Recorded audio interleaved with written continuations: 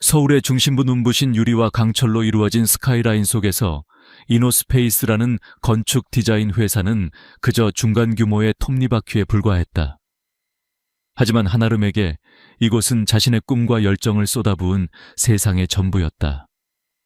그녀의 책상은 언제나 깔끔하게 정돈되어 있었지만 지금은 클라이언트에게 제출해야 할 설계도와 자재 샘플, 그리고 끝없이 쌓이는 수정 요청서들로 작은 산을 이루고 있었다.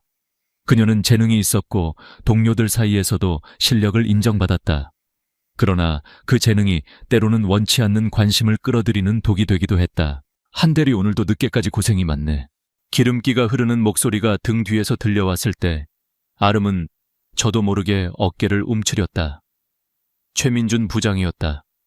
그는 불필요하게 가까이 다가와 그녀의 모니터를 훔쳐보며 만족스러운 듯 콧소리를 냈다. 그의 값싼 향수 냄새가 역겹게 코를 찔렀다. 역시 한대리가 맡은 프로젝트는 다르단 말이야. 감각적이야. 과찬이십니다, 부장님. 아름은 최대한 감정을 배제한 채 사무적으로 대답하며 의자를 살짝 뒤로 뺐다. 하지만 최 부장은 그 미묘한 거부감을 아랑곳하지 않고 말을 이었다. 오늘 저녁에 중요한 파트너사와의 회식이 있는 거 알지? 한대리도 꼭 참석해야 해. 우리 회사 최고의 디자이너가 빠지면 되겠어. 그의 말은 칭찬처럼 들렸지만 그 눈빛은 명령이었고 협박이었다. 지난 몇 달간 그는 이런 식으로 그녀를 압박해왔다. 회식 자리에서 노골적인 신체 접촉을 시도하거나 단둘이 남으려는 수작을 부렸다. 아름은 번번이 재치 있게 빠져나왔지만 그럴수록 최 부장의 집착은 더욱 심해졌다. 오늘 이 회식은 그가 공들여 만든 덫이라는 것을 본능적으로 알 수 있었다. 거절한다면 그녀가 공들여온 프로젝트는 물거품이 될 것이고 회사 생활은 지옥이 될 터였다. 알겠습니다, 부장님. 참석하겠습니다. 결국 그녀는 패배를 인정하듯 대답했다. 최 부장은 만족스러운 미소를 지으며 그녀의 어깨를 가볍게 두드렸다. 그 짧은 접촉에도 아름은 온몸에 소름이 돋는 것을 느꼈다. 그날 저녁 퇴근 후 작은 원룸으로 돌아온 아름은 현관문에 기대어 그대로 주저앉았다. 지독한 무력감이 온몸을 휘감았다. 이 도시에서 혼자 힘으로 버텨내는 것은 얼마나 힘겨운 일인가. 그녀는 친구들에게 전화를 걸어볼까 생각했지만 이내 고개를 저었다. 다들 각자의 삶으로 바빴고 이런 치욕스러운 문제를 털어놓고 싶지도 않았다. 남자친구 행세를 부탁할 만한 사람도 없었다. 그때였다. 뇌리를 스치는 위험하고도 황당한 생각. 만약 아주 잠시만이라도 기댈 수 있는 가짜 방패가 있다면 아름은 홀린 듯 스마트폰을 집어들었다. 손가락이 망설이며 검색창에 몇 개의 단어를 입력했다. 남자친구 대행, 애인 렌탈. 화면에 떠오른 몇 개의 앱과 웹사이트들은 그녀의 상식과는 너무나도 거리가 멀었다. 자존심이 상했고 자신이 처한 현실이 비참하게 느껴졌다. 하지만 최 부장의 번들거리는 눈빛을 떠올리자 망설임은 결심으로 바뀌었다. 그녀는 수많은 후기들 속에서 가장 평범하고 안전해 보이는 앱 하나를 선택했다. 퍼펙트 파트너. 이름 한번 거창하다고 생각하며 그녀는 떨리는 손으로 의뢰서를 작성하기 시작했다. 일회 내용 기업 비즈니스 만찬 파트너. 시간 오늘 저녁 7시 10시 3시간. 요구사항 30대 초반 단정한 외모 비즈니스 매너 숙지, 과묵하고 신중한 성격 선호. 비용 시간당 5만 원. 자신의 빠듯한 월급을 생각하며 책정한 금액이었다. 이 정도면 평범한 아르바이트생 정도가 오겠지. 그녀는 의뢰서를 올리고는 불안한 마음으로 화면을 응시했다. 과연 누가 이런 긴급하고도 이상한 요청에 응할까? 한편 서울의 또 다른 세상. 강남의 스카이라인을 한눈에 내려다보는 펜트하우스에서 강지훈은 막 할아버지와의 통화를 마친 참이었다. 최고급 이탈리아 가구들로 채워진 넓은 공간에는 차가운 정적만이 흘렀다. 세라 아가씨와의 약혼은 더 이상 미룰 수 없다. 이번 주말에 양가 상견례를 준비하거라. 할아버지 강 회장의 목소리는 언제나처럼 단호했고 반박의 여지를 주지 않았다. SJ그룹의 후계자라는 자리는 황금 세 장이었다. 그의 삶은 태어나는 순간부터 정해져 있었고 유세라와의 정략 결혼은 그 활용점정이었다. 지우는 숨이 막혔다. 모든 것이 완벽하게 짜여진 각본 같아서 진짜 나는 어디에 있는지 알 수 없었다. 그는 무의미하게 스마트폰을 만지작거렸다. 그러다 문득 얼마 전 호기심에 깔아두었던 익명의 심부름 앱을 켰다. 가끔 그는 이 앱을 통해 신분을 숨기고 평범한 일들을 의뢰하곤 했다. 한밤중에 떡볶이를 사다 달라고 하거나 희귀한 LP판을 구해달라고 하는 식의 소소한 일탈이었다. 수많은 의뢰 목록을 스크롤하던 그의 손가락이 멈췄다. 일회내용기업 비즈니스 만찬 파트너. 내용은 간단했지만 그 안에 담긴 긴박함과 절박함이 느껴졌다. 특히 과묵하고 신중한 성격 선호라는 구절이 그의 흥미를 끌었다. 그리고 시간당 5만 원이라는 그에게는 푼돈에 불과한 금액. 오늘 저녁 유세라와의 숨막히는 약혼자 파티 대신 이 낯선 여자의 가짜 남자친구가 되어보는 것은 어떨까? 그의 입가에 희미한 미소가 걸렸다. 완벽하게 계획된 그의 인생에서 던지는 작은 돌멩이. 그는 망설임 없이 수락 버튼을 눌렀다. 약속 장소는 회사 근처의 한 조용한 카페였다. 아름은 약속 시간보다 20분 먼저 도착해 차가운 물만 연신 들이켰다. 그녀는 자신이 직접 타이핑해서 프린트해온 A4 용지 2장짜리 계약서를 손에 꼭 쥐고 있었다. 스스로 생각해도 우스꽝스러웠지만 최소한의 안전장치는 필요했다. 약속 시간 정각 카페 문이 열리며 한 남자가 들어섰다. 아름은 순간 숨을 멈췄다. 심플한 검은색 터틀넥의 청바지 차림이었지만 옷맵시나 분위기는 평범하지 않았다. 꾸미지 않았음에도 불구하고 드러나는 뚜렷한 이목구비와 큰 키, 그리고 무엇보다 상대를 압도하는 고요한 카리스마. 아르바이트생이라고 하기에는 너무나도 비현실적인 외모였다. 남자는 정확히 그녀가 앉은 테이블로 다가왔다. 한아름 씨 되십니까? 네, 맞습니다. 혹시 알렉스님. 그녀가 앱에서 확인한 그의 닉네임이었다.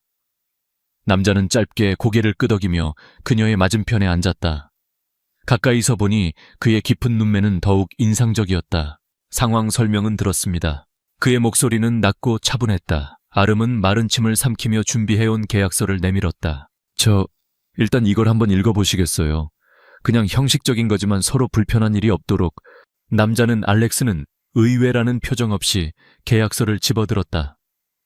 그는 아름이 밤새 고민하며 적어내려간 조항들을 꼼꼼히 읽어내려갔다. 을은 갑의 직장 동료들에게 연인 관계임을 자연스럽게 연기한다. 불필요한 신체 접촉은 금한다. 대화 내용은 절대 비밀에 붙인다. 등등. 그는 마지막 장까지 다 읽고는 고개를 들어 아름을 바라보았다. 그의 시선이 너무나도 진지해서 아름은 자신도 모르게 시선을 피했다. 이해가 잘 안 되는 부분은 없군요. 이대로 진행하죠. 네, 아내. 그녀는 그가 터무니없는 금액이나 까다로운 조항에 대해 불평할 것이라 예상했지만 그는 너무나도 순순히 동의했다. 심지어 그녀의 절박한 상황을 꿰뚫어 보는 듯한 퍼셉티브한 질문 몇 개를 던지기도 했다. 당신을 괴롭히는 상사는 어떤 타입입니까? 권위적인가요? 아니면 비열한가요? 둘 다인 것 같아요. 알겠습니다. 참고가 되겠군요. 그의 말에 아름은 어쩐지 안도감을 느꼈다. 그는 단순히 돈을 벌러 온 아르바이트생이 아니라 마치 프로페셔널한 해결사처럼 보였다. 그럼 여기에 서명하면 되는 겁니까? 그가 펜을 집어들며 물었다. 아름은 고개를 끄덕였다.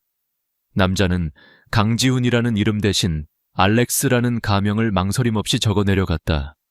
그 모습을 보며 아름은 이 기묘하고도 위험한 거래가 마침내 시작되었음을 실감했다.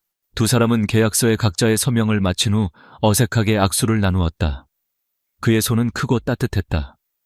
그 순간 짧게 스친 시선 속에서 아름은 이 남자가 자신의 인생을 송두리째 흔들어 놓을 폭풍의 시작이 될지도 모른다는 막연한 예감을 느꼈다.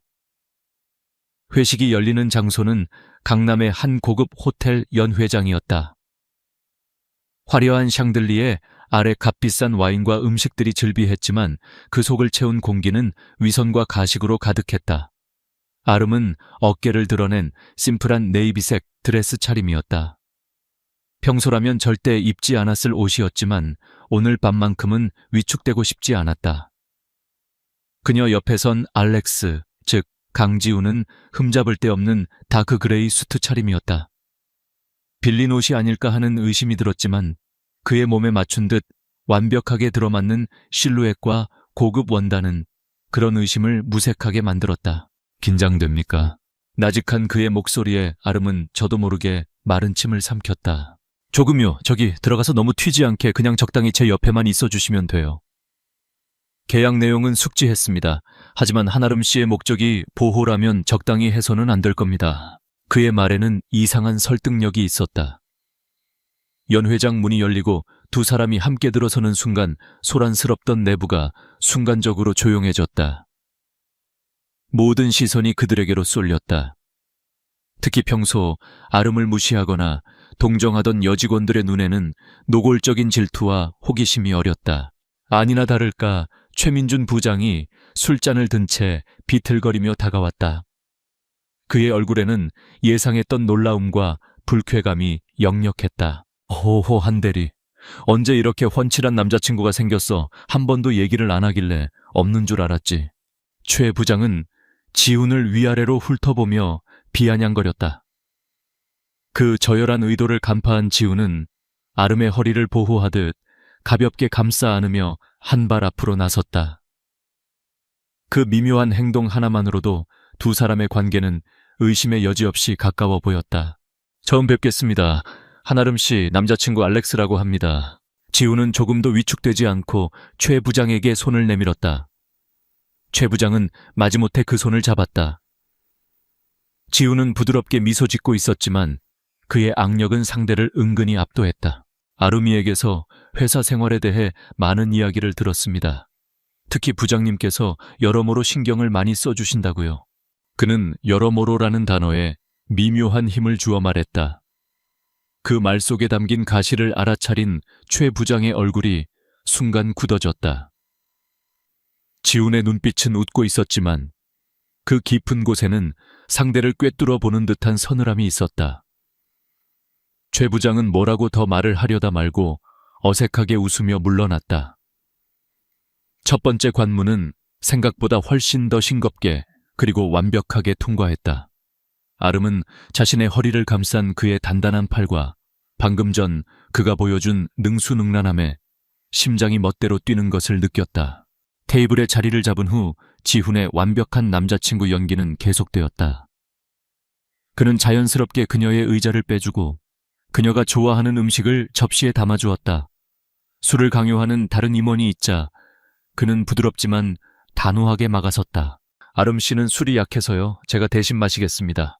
그는 아름에게 향했던 독한 양주를 단숨에 털어넣었다. 그의 행동은 너무나도 자연스러워서 주변 사람들은 그저 애정이 넘치는 연인의 모습으로 받아들일 뿐이었다. 더 놀라운 것은 다른 임원들과의 대화에서였다. 회사의 중역들이 시장 동향이나 경제 전망에 대해 이야기할 때 지훈은 그저 듣고만 있지 않았다. 그는 간결하지만 핵심을 찌르는 질문을 던졌고 때로는 전문 경영인조차 놀랄만한 통찰력을 보여주었다. 유럽 시장의 변동성은 단순히 환율 문제로만 볼 것이 아니라 공급망 재편에 따른 구조적 리스크로 접근해야 할 겁니다. 한 중역이 감탄하며 물었다.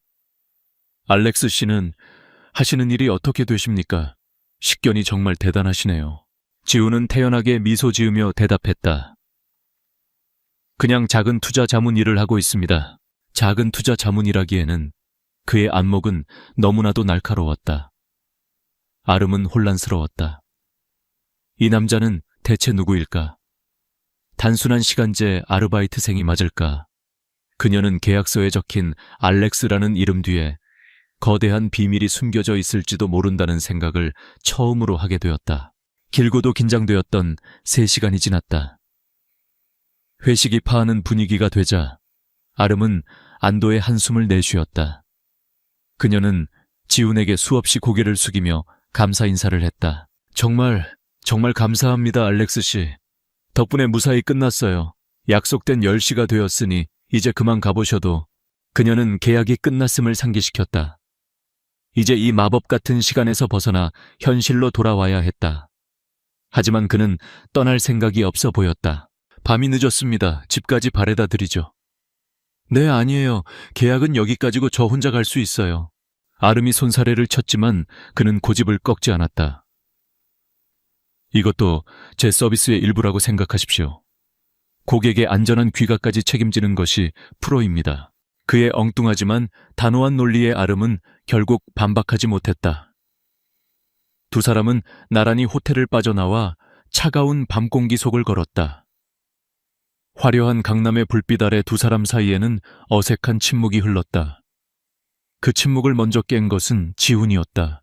아까 테이블에서 보니 당신이 참여하고 있는 프로젝트 디자인이 꽤 흥미로워 보이더군요. 그는 회식 자리에서 스치듯 보았던 그녀의 설계도에 대해 물었다. 대화는 자연스럽게 그녀의 일과 꿈으로 이어졌다.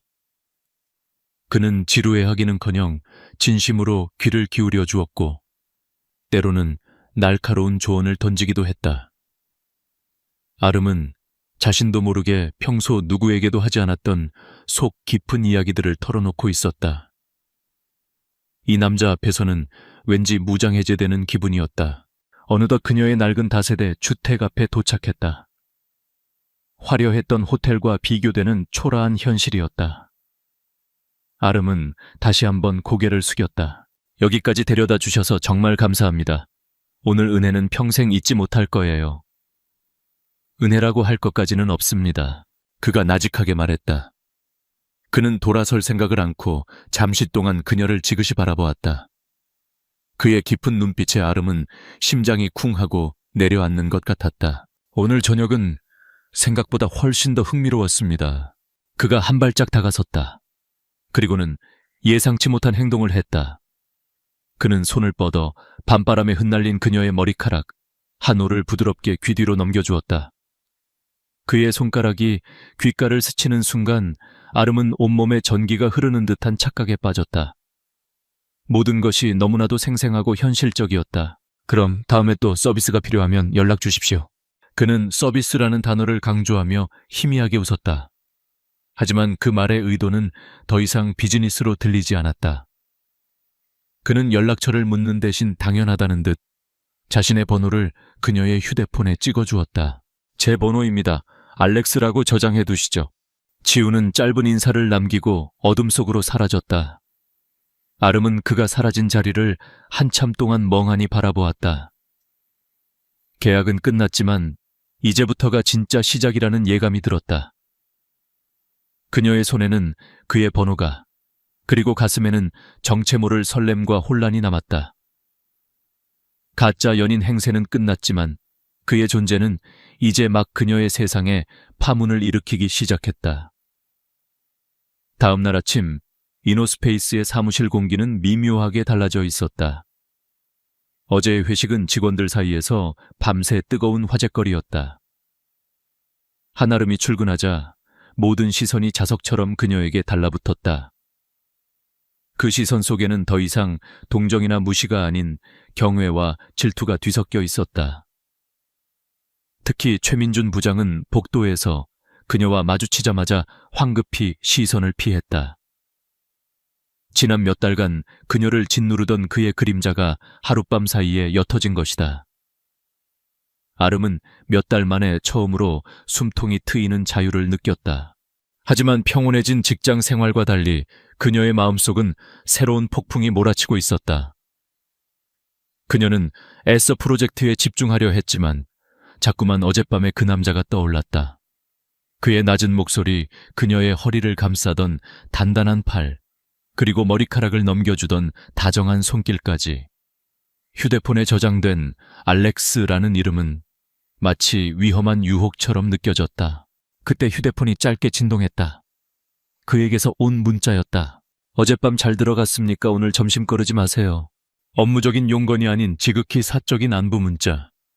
이것은 명백한 계약 위반이었다. 아름의 심장이 철렁 내려앉았다. 이 관계를 여기서 끊어내야 한다.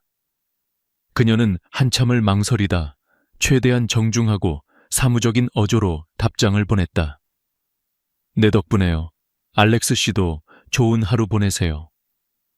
이만 선을 긋겠다는 명백한 의사표시였다. 하지만 강지우는 물러설 생각이 없었다. 그는 그녀가 보낸 보이지 않는 벽을 가볍게 무시했다. 그는 이를 핑계로 다시 그녀에게 접근했다. 마침 아름은 리비아 호텔 인테리어 프로젝트의 까다로운 클라이언트 때문에 골머리를 앓고 있었다. 그때 다시 문자가 도착했다. 어젯밤에 리비아 프로젝트 때문에 고민이 많아 보이더군요. 제가 예전에 비슷한 상업공간 컨설팅을 한 경험이 있는데 도움이 될지도 모르겠습니다. 저녁에 잠시 만나서 이야기하는 건 어떻습니까? 일종의 애프터 서비스라고 생각하시죠. 애프터 서비스라는 말이 터무니없었지만 그의 제안은 너무나도 매력적이었다. 프로젝트의 돌파구가 절실했던 아름은 결국 유혹을 이기지 못했다. 이건 어디까지나 일을 위한 거야. 그녀는 스스로에게 되뇌며 약속을 잡았다. 두 사람이 만난 곳은 시끄러운 술집이 아닌 조용하고 세련된 분위기의 작은 이탈리안 레스토랑이었다. 알렉스는 오늘도 값비싼 수트 대신 편안한 캐주얼 차림이었지만 그에게서 뿜어져 나오는 기품은 감출 수 없었다. 클라이언트가 요구하는 디자인 컨셉과 예산 사이의 괴리가 너무 커요.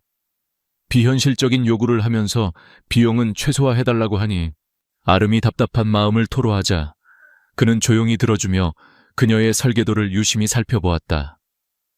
그는 직접적인 해결책을 제시하는 대신 예리한 질문들을 던졌다. 클라이언트가 정말로 원하는 것이 독창적인 디자인일까요? 아니면 마케팅에 활용할 수 있는 화제성일까요? 이 동선은 미관상으로는 훌륭하지만 실제 호텔 직원들의 서비스 효율성을 30% 이상 떨어뜨릴 수 있다는 점은 고려해봤습니까? 그의 지적은 정확하게 핵심을 꿰뚫고 있었다. 그는 단순한 디자인의 문제를 넘어 비즈니스적 관점에서 프로젝트의 허점을 짚어냈다. 아름은 마치 머리를 한 대 맞은 듯한 충격을 받았다.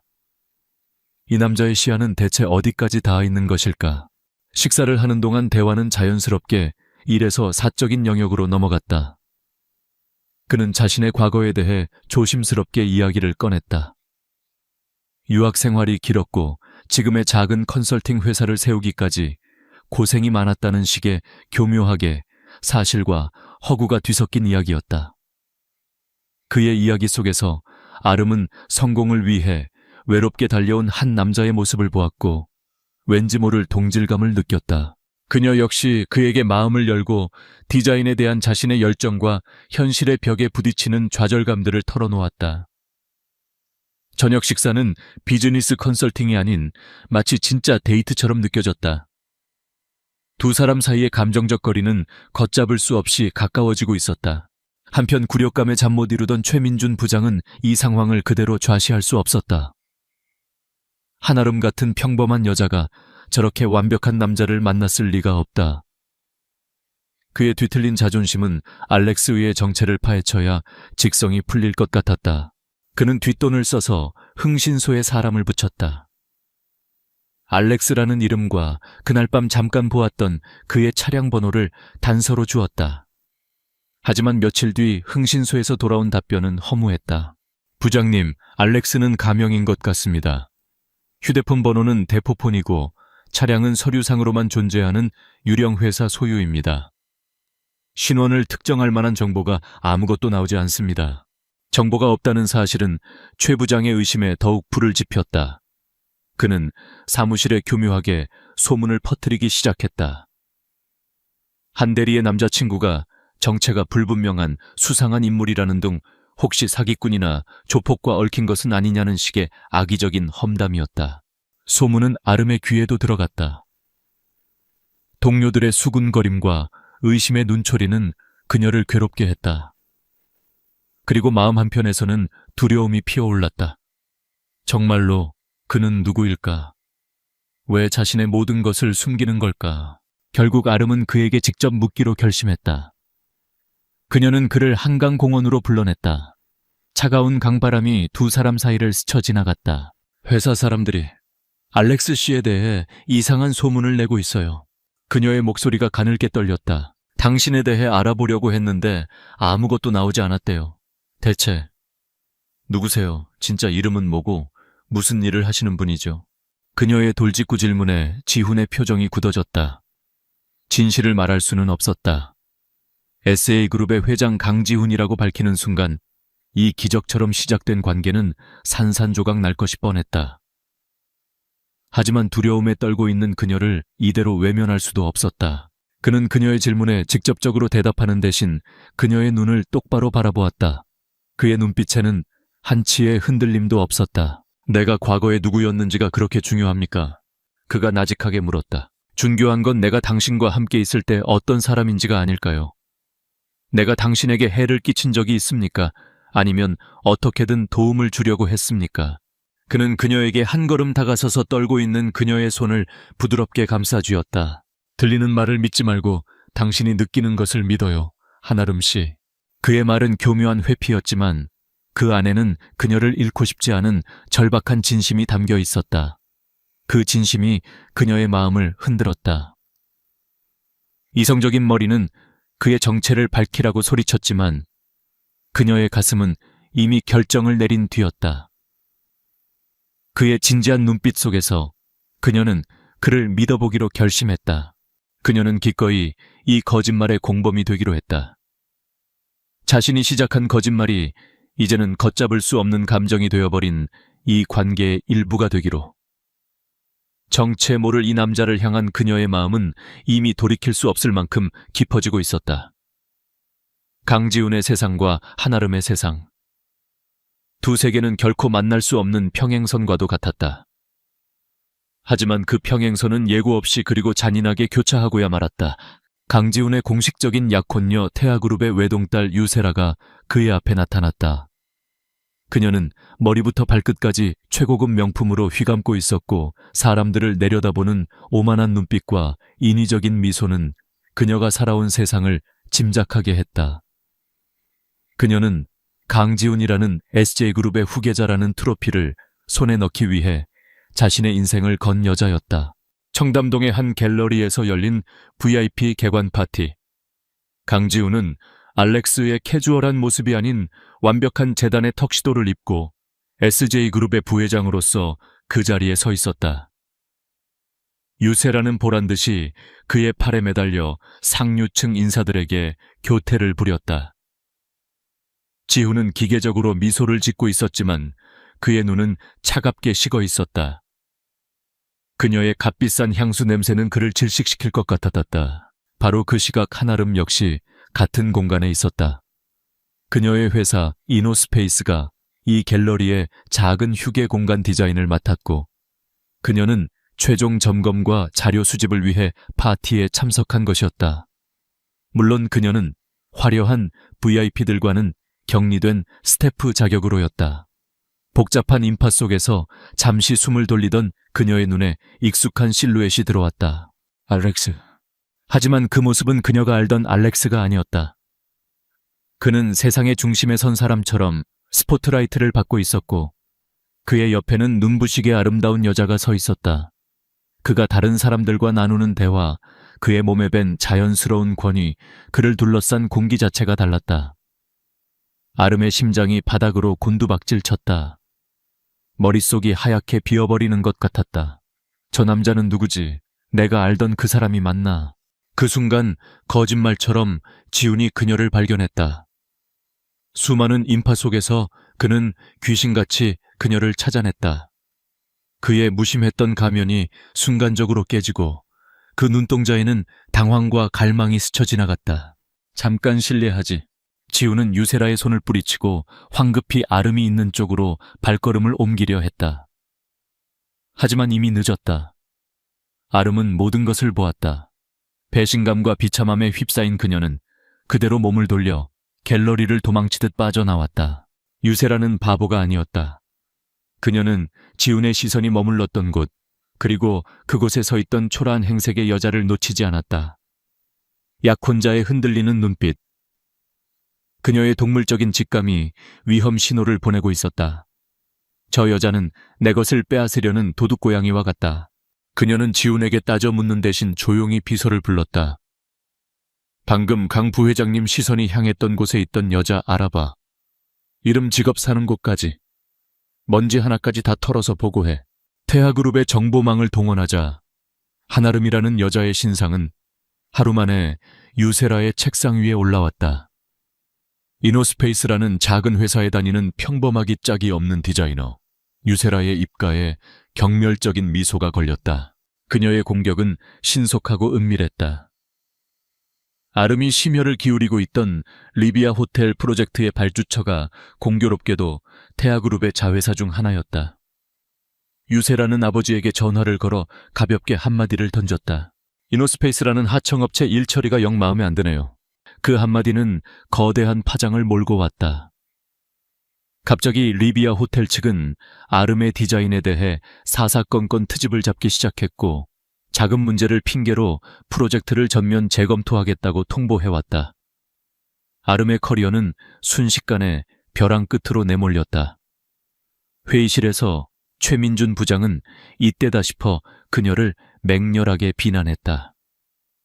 도대체 클라이언트 관리를 어떻게 했길래 이 지경까지 만들어 한 대리 이 프로젝트 엎어지면 책임질 각오해. 한편 갤러리에서 아름을 놓친 후 지우는 미친 듯이 그녀에게 연락을 시도했다. 하지만 그녀는 그의 전화를 받지도 문자에 답하지도 않았다. 지우는 불안감에 휩싸였다. 그는 단순히 사랑에 빠진 남자가 아니었다. 그는 SJ그룹의 정보망을 움직일 수 있는 사람이었다. 그는 한아름의 주변에서 벌어지는 일들을 즉시 파악했다. 리비아 프로젝트의 위기, 그리고 그 배후에 유세라가 있다는 사실까지. 그는 모든 것을 단번에 꿰뚫어 보았다. 분노가 치밀어 올랐다. 자신의 정체를 드러낼 수는 없었지만 이대로 그녀가 무너지는 것을 보고만 있을 수도 없었다. 그는 마쿠에서 움직이기 시작했다. 그는 SJ그룹의 자회사인 SJ캐피탈 대표에게 익명으로 전화를 걸었다. 리비아 호텔 프로젝트의 사업성을 검토해보시오. 이노스페이스라는 회사의 디자인이 아주 흥미롭던데 우리가 직접 투자하는 방안을 고려해보는 것도 좋겠어. 최고 경영자의 지시는 절대적이었다. 며칠 뒤 이노스페이스 사무실은 발칵 뒤집혔다. 국내 최고의 투자사인 SJ캐피탈에서 리비아 프로젝트에 거액의 투자를 제안해온 것이다. 태아그룹 자회사의 갑질은 순식간에 없던 일이 되었고 오히려 그들은 이노스페이스의 눈치를 보기 시작했다. 프로젝트는 기적적으로 되살아났다. 최 부장과 동료들은 그저 운이 좋았다며 놀라워했다. 하지만 아름은 바보가 아니었다. 세상에 이런 기적은 없었다. 이 모든 일은 그녀가 알렉스의 연락을 피하기 시작한 직후에 일어났다. 갤러리에서 보았던 그의 모습, 그리고 지금의 이 말도 안 되는 상황. 흩어져 있던 퍼즐 조각들이 하나의 그림을 만들어내고 있었다. 그가 단순한 컨설턴트가 아닐 것이라는 의심은 이제 거의 확신이 되었다. 그녀를 돕기 위한 그의 행동은 역설적으로 두 사람 사이에 더 깊은 의심과 두려움의 강을 만들어냈다. 그는 위험할 정도로 강력한 힘을 가지고 있었고 그녀는 자신도 모르는 사이에 거대한 게임의 한복판에 던져져 있었다. 그가 내민 손은 동아줄이었을까? 아니면 거미줄이었을까? 아름은 극심한 혼란에 빠졌다. 유세라의 1차 공격이 실패로 돌아가자 그녀의 마음속에는 분노와 함께 지독한 도끼가 피어올랐다. SJ캐피탈의 이례적인 투자. 이것은 결코 우연이 아니었다. 그녀는 강지훈이 배후에 있다는 것을 직감했다.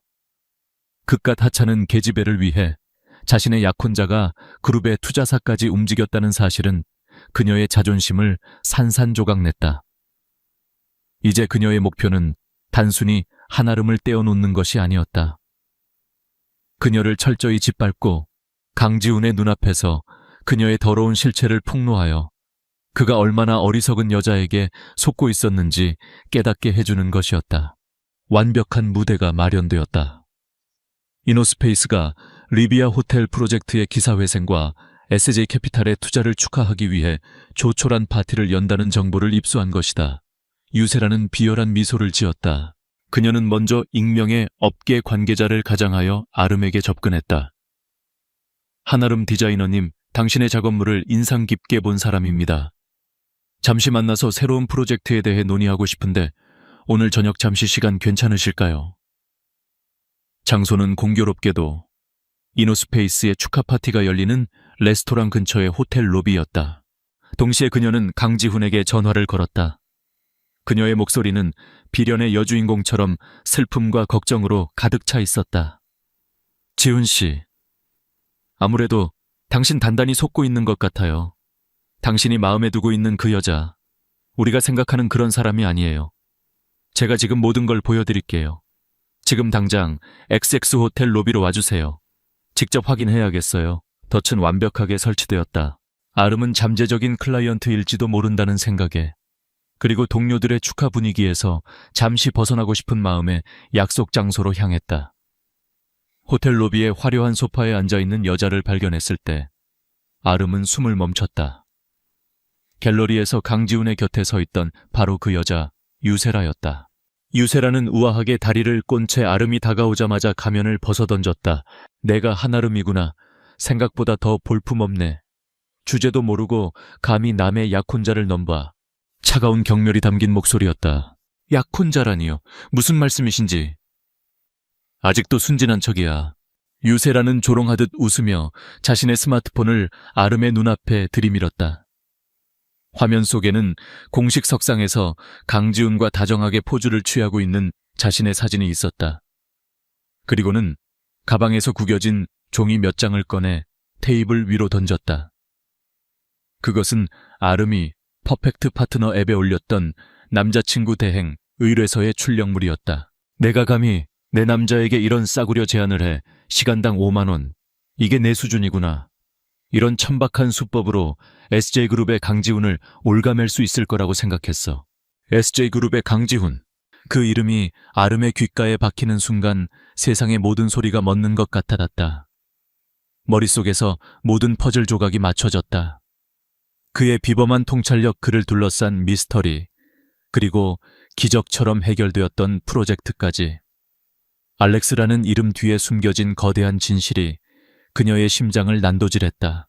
바로 그때 유세라의 연락을 받고 급하게 달려온 강지훈이 로비에 들어섰다. 그는 유세라와 산산조각 난 표정으로 서 있는 아름, 그리고 테이블 위에 놓인 계약서를 보고 모든 것이 끝났음을 직감했다. 지훈 씨, 잘 왔어요. 유세라가 승리자의 목소리로 외쳤다. 이것 좀 봐요. 이 여자가 이런 식으로 당신에게 접근했어요. 처음부터 돈을 노린 비천한 꽃뱀이라고요. 아름은 아무 말 없이 지훈을 바라보았다. 그녀의 눈빛은 제발 이 모든 것이 거짓말이라고, 오해라고 말해달라고 애원하고 있었다. 하지만 지훈은 그녀에게 다가가지 못했다. 그는 고통과 후회로 일그러진 얼굴로 그녀를 바라보며 간신히 입을 열었다. 아름씨, 내가 설명할게. 아름 SSE. 그가 자신의 이름을 부르는 순간 마지막 희망의 끈이 끊어졌다. 다정하고 미스터리했던 컨설턴트 알렉스는 사라지고 그녀 앞에는 갤러리에서 보았던 냉정한 재벌 3세, 결코 닿을 수 없는 세계의 남자 강지훈만이 서 있었다. 거짓은 단순히 그의 신분만이 아니었다. 그와의 모든 만남, 모든 대화, 모든 감정의 교류가 거대한 기만처럼 느껴졌다. 그는 그녀가 가짜 남자친구를 구해야 할 만큼 절박한 여자라는 것을 처음부터 알고 시작한 게임이었다. 압도적인 권력의 차이가 그녀를 비참하게 만들었다. 온몸의 피가 차갑게 식는 것 같았다. 배신감보다 더 큰 것은 자신이 세상에서 가장 멍청한 바보가 되었다는 지독한 자괴감이었다. 그녀는 소리치거나 울지 않았다. 그녀의 반응은 오히려 섬뜩할 정도로 고요했다. 공허한 눈으로 지훈을 바라보며 그녀는 속삭이듯 말했다. 재미있으셨겠네요. 시간당 5만 원을 받고 절박한 여자를 연기해주는 일이. 그녀는 입꼬리를 비틀어 올렸다. 그렇죠, 부회장님. 부회장님, 그 냉소적인 호칭이 비수처럼 날아와 지훈의 심장에 박혔다. 아름은 유세라에게로 시선을 돌렸다. 약혼자분 축하드려요. 아주 대단한 분을 두셨네요. 그리고 다시 지훈을 향해 말했다. 우리의 계약은 이걸로 종료된 것 같군요. 아니, 애초에 진짜 계약 같은 건 존재하지도 않았겠지만요. 더 이상 아무 말도 없이 아름은 몸을 돌렸다. 그녀는 동료들이 기다리는 축하 파티 장소로 돌아가지 않았다. 그저 서울의 차가운 밤거리 속으로 무너져 내리는 자신의 세상 속으로 정처 없이 걸어갔다. 지훈이 그녀를 뒤쫓아가려 했지만 유세라가 그의 팔을 붙잡으며 승리를 만끽했다. 그 순간 두 사람의 세계는 다시 완벽하게 갈라졌다. 한아름이 어둠 속으로 사라진 후 강지훈은 얼음장 같은 눈으로 유세라를 돌아보았다. 승리감에 도취해 있던 유세라는 그의 시선에 저도 모르게 몸을 떨었다. 방금 전까지 그녀의 꼭두각시 같았던 남자는 온데간데 없었다. 다시는 지훈이 얼음보다 차가운 목소리로 말했다. 그 여자에게 손대지 마. 그리고 이 약혼 여기서 끝이야. 그는 경악하는 유세라를 그 자리에 버려두고 미친 듯이 아름을 찾아 헤맸다. 그녀의 휴대폰은 꺼져 있었고 그녀의 작은 원룸은 불이 꺼진 채 굳게 닫혀 있었다. 밤새 서울의 거리를 헤맸지만 그녀의 그림자조차 찾을 수 없었다. 날이 밝아올 무렵 텅 빈 펜트하우스로 돌아온 그는 더 이상 상심한 남자가 아니었다. 그는 SJ그룹의 부회장 강지훈으로 돌아와 있었다. 그의 어설픈 은신과 보호가 오히려 그녀에게 더 큰 상처를 주었다는 것을 깨달았다. 이제는 자신의 힘을 숨기기 위해서가 아니라 모든 것을 바로잡기 위해 사용해야 할 때였다. 그는 비서실에 전화를 걸었다. 목소리에는 강철 같은 결의가 서려 있었다. 이노스페이스의 최민준 부장, 그 인간의 모든 비리 자료를 긁어모아 그리고 태아그룹과 우리 그룹이 얽혀있는 모든 프로젝트의 접점을 낱낱이 보고해. 지금 당장. SJ그룹의 정보팀은 무섭도록 효율적으로 움직였다. 며칠 만에 최민준 부장의 횡령 하청업체로부터의 뇌물수수, 그리고 과거 다른 여직원들을 상대로 한 성희롱 증언까지 그의 비리를 입증할 완벽한 증거 자료가 지훈의 책상 위에 올라왔다. 지훈은 이 자료를 언론에 터뜨리지 않았다. 그랬다가는 아름의 이름이 불필요하게 오르내릴 것이었다. 대신 그는 이 보고서를 익명으로 이노스페이스의 대표이사와 감사팀에 직접 전달했다. 결과는 즉각적이었다. 최민주는 긴급 이사회에 회부되어 모든 직위에서 해제되었고 곧바로 법적 조치를 마주하게 되었다. 그를 괴롭히던 악몽의 근원이 하루아침에 뿌리 뽑힌 것이다. 두 번째 방역은 유세라와 태아그룹을 향한 것이었다. 지훈은 할아버지인 강 회장과 태아그룹의 유 회장이 참석하는 공식적인 자리를 마련했다. 그 자리에서 그는 단순히 파혼을 선언하지 않았다. 그는 차가운 비즈니스 논리로 상황을 설명했다. 최근 태아그룹 측에서 보여준 비전문적인 행태, 리비아 프로젝트에 대한 간섭을 의미했다는 양사 간의 신뢰에 심각한 균열을 만들었습니다. 이는 향후 진행될 대규모 합작 프로젝트에 예측 불가능한 리스크를 초래할 수 있습니다. 그는 파혼을 감정적인 문제가 아닌 SJ그룹의 미래를 위한 경영적 판단으로 포장했다. 할아버지가 가장 잘 이해하는 언어였다. 또한 유세라 씨가 무고한 디자이너 한 명에게 가한 개인적인 보복 행위는 SJ그룹의 파트너로서 갖춰야 할 인성에 심각한 결격 사유가 있다고 판단됩니다. 그의 선언은 단호했다. 결국 두 그룹의 약혼은 공식적으로 그리고 대중에게 공표되어 파기되었다. 유세라는 재계의 웃음거리가 되었고 거대한 비즈니스 기회를 날려버린 딸에게 분노한 유 회장은 그녀를 차갑게 외면했다. 유세라는 자신이 그토록 지키려 했던 모든 것을 한꺼번에 잃었다. 이 모든 폭풍이 몰아치는 동안 한아름은 친구의 집에서 칩거하며 무너진 마음을 추스르고 있었다. 그녀는 모든 연락을 끊고 세상과 단절된 채 지냈다. 며칠 뒤 최민준 부장의 몰락 소식이 전해졌다. 그녀는 놀랐지만 이 모든 일의 배후에 강지훈이 있다는 것을 직감했다. 자신을 괴롭히던 사람이 사라졌다는 안도감과 자신을 기만한 남자가 휘두르는 거대한 힘에 대한 두려움이 복잡하게 뒤섞였다. 마침내 그녀가 회사로 돌아왔을 때 사무실의 분위기는 완전히 달라져 있었다. 동료들은 그녀를 경외와 약간의 두려움이 섞인 눈으로 바라보았다. 그녀는 더 이상 동정의 대상이 아니었다. 그녀는 묵묵히 자신의 일, 리비아 프로젝트에만 매달렸다. 일은 그녀의 유일한 갑옷이었다. 최민준의 억압이 사라진 자리에서 그녀의 재능은 이전보다 더욱 눈부시게 빛나기 시작했다. 강지훈은 자신의 힘으로 그녀의 문제를 해결해주는 것만으로는 충분하지 않다는 것을 알았다. 그것은 오히려 그녀를 더 멀리 밀어낼 뿐이었다. 그는 재벌 3세가 아닌 한 남자로서 그녀에게 다가가야 했다. 그는 값비싼 차나 화려한 선물 공세를 하지 않았다. 그는 그녀가 퇴근할 때까지 회사 앞에서 기다렸다. 그가 알렉스로서 처음 그녀를 기다렸던 바로 그 자리에서 그는 수트가 아닌 그녀에게 익숙했던 편안한 캐주얼 차림이었다. 아름은 그를 무시하고 지나치려 했지만 그가 그녀의 앞을 막아섰다. 아름 씨, 그의 목소리에는 깊은 후회가 담겨 있었다. 변명하지 않겠습니다. 내가 틀렸고 비겁했습니다. 하지만 당신을 향한 내 마음은 단 한순간도 거짓인 적이 없었습니다. 그 모든 거짓말 속에서 유일한 진실이었습니다. 그는 섣불리 용서를 구하지 않았다. 대신 그는 서류철 하나를 그녀에게 내밀었다. 이건 내 전 약혼녀가 당신에게 보내는 공식 사과문입니다. 그리고 이건 이번 일과 관련된 태아그룹의 모든 사업에서 우리 그룹이 손을 떼겠다는 공식 성명서입니다. 당신 마음을 돌리려고 한 게 아닙니다. 이게 옳은 일이니까 한 겁니다. 그녀가 당신에게 한 짓은 명백한 잘못이었고 그에 대한 대가는 반드시 치러야 하니까요. 그는 대답을 강요하지 않았다. 기다리겠습니다. 그가 말했다.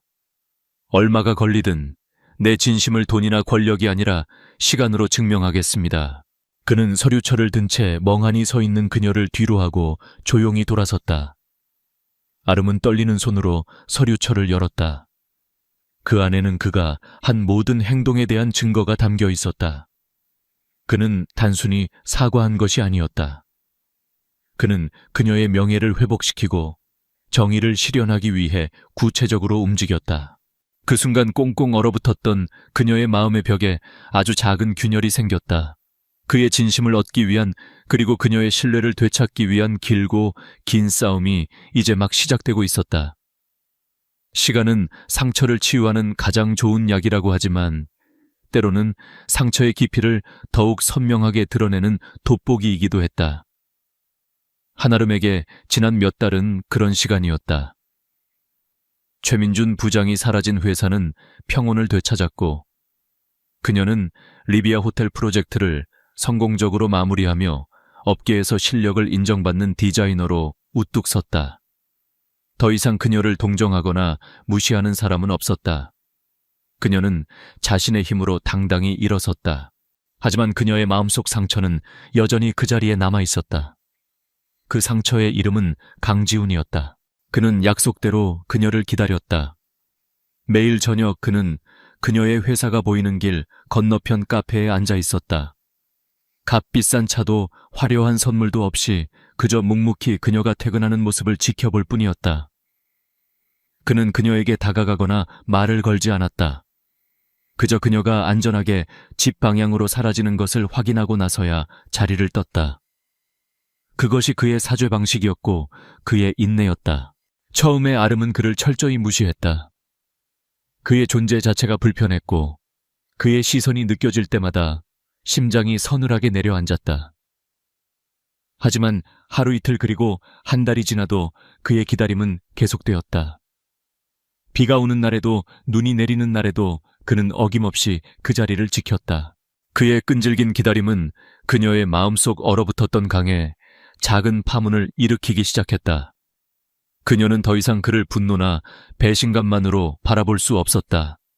그의 기다림 속에서 그녀는 권력자의 오만이 아닌 한 남자의 절박한 후회와 진심을 보기 시작했다.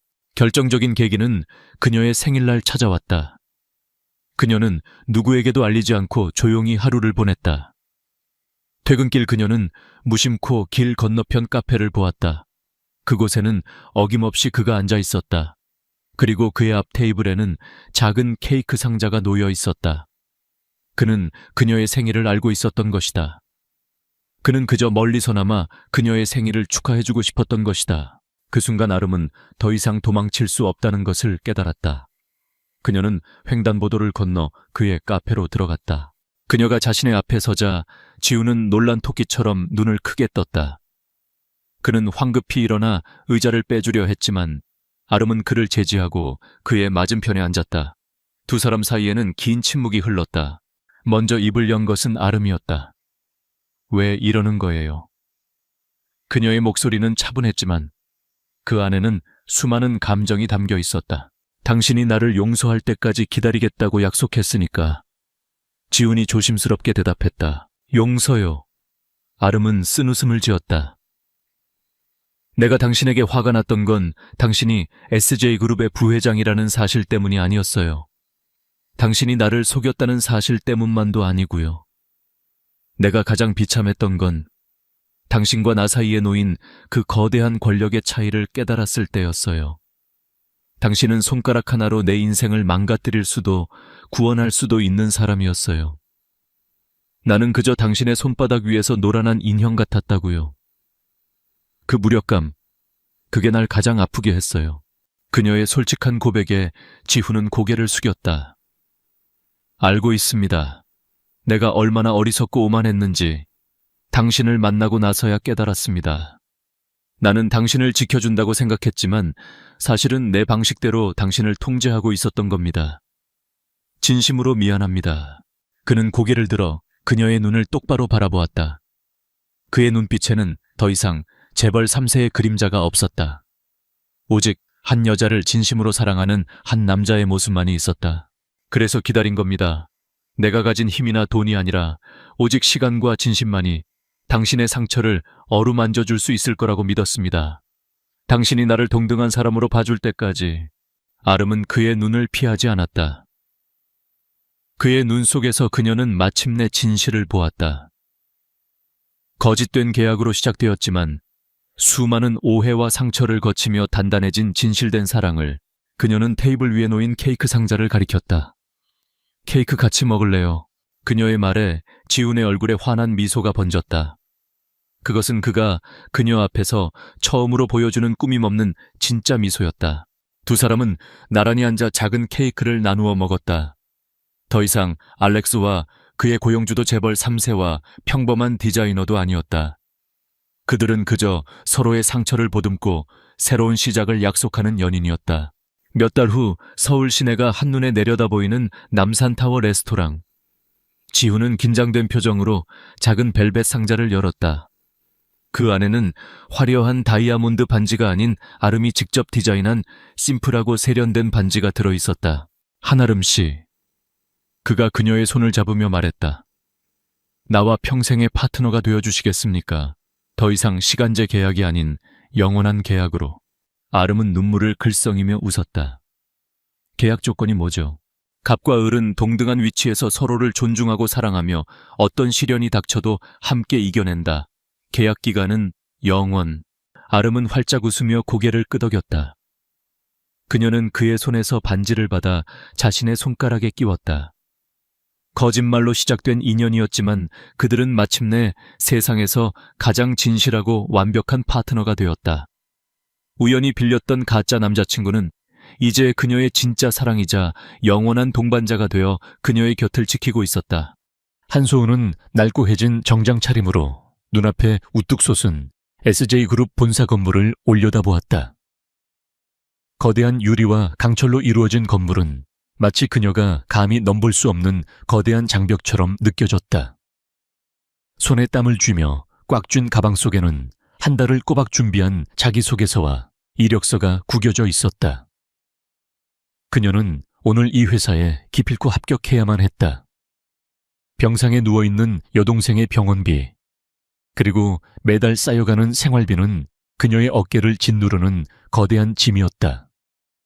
그녀에게 이 면접은 단순한 취업의 기회가 아닌 한 줄기 빛과 같았다. 그녀는 자신의 인생이 오늘 이 순간에 달려있다고 생각했다. 숨을 깊게 들이쉬고 떨리는 마음을 진정시킨 후 소은은 건물 안으로 들어섰다. 웅장한 로비는 그녀를 압도했다. 고급스러운 대리석 바닥과 천장까지 닿는 높은 기둥들은 그녀가 살아온 세상과는 너무나도 다른 공간이었다. 안내 데스크를 찾아 면접 장소를 물으려던 찰나 그녀의 눈에 낯선 표지판이 들어왔다. CEO 배우자, 선정 면접장. 그녀는 순간 당황했지만 곧 자신의 착각이라고 생각했다. SJ그룹은 워낙 다양한 분야의 사업을 진행하고 있었기에 배우자 선정이라는 문구가 뭔가 특별한 프로젝트의 코드명일 것이라고 지레 짐작했다. 그녀는 평소에도 길치였고 이런 엉뚱한 착각은 그녀의 일상이었다. 표지판이 가리키는 방향으로 향했다. 복도를 따라 걸어가자 묵직하고 거대한 문이 나타났다. 문 앞에는 2명의 건장한 경호원이 서 있었다. 소은은 잠시 망설였지만 이내 용기를 내어 문을 열었다. 안으로 들어서자 그녀는 또다시 예상치 못한 광경에 얼어붙었다. 그곳은 일반적인 면접장과는 확연히 달랐다. 화려하게 장식된 넓은 홀에는 수십 명의 여성들이 각자의 개성을 뽐내며 앉아 있었다. 그들은 모두 값비싼 드레스를 차려입고 있었고 얼굴에는 진한 화장이 되어 있었다. 그들의 시선은 홀 중앙에 놓인 거대한 테이블을 향해 있었다. 테이블의 가장 안쪽에는 한 남자가 앉아 있었다.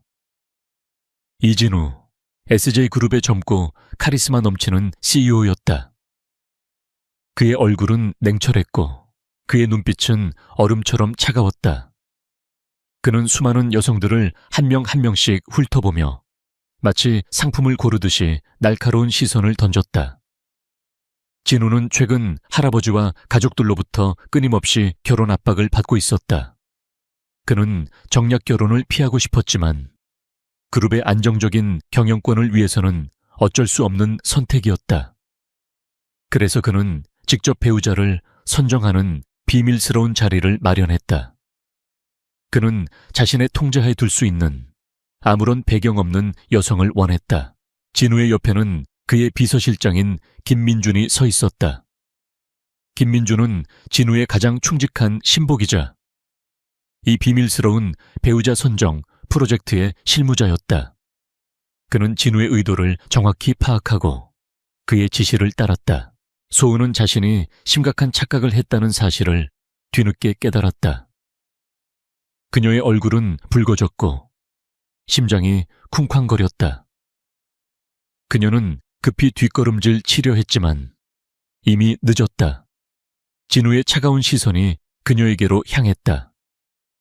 그는 소은의 허름한 옷차림과 당황한 표정을 흥미롭게 지켜보았다. 그녀는 다른 여성들과는 확연히 다른 모습이었다. 그녀의 순수한 얼굴과 꾸밈없는 모습은 그의 호기심을 자극했다.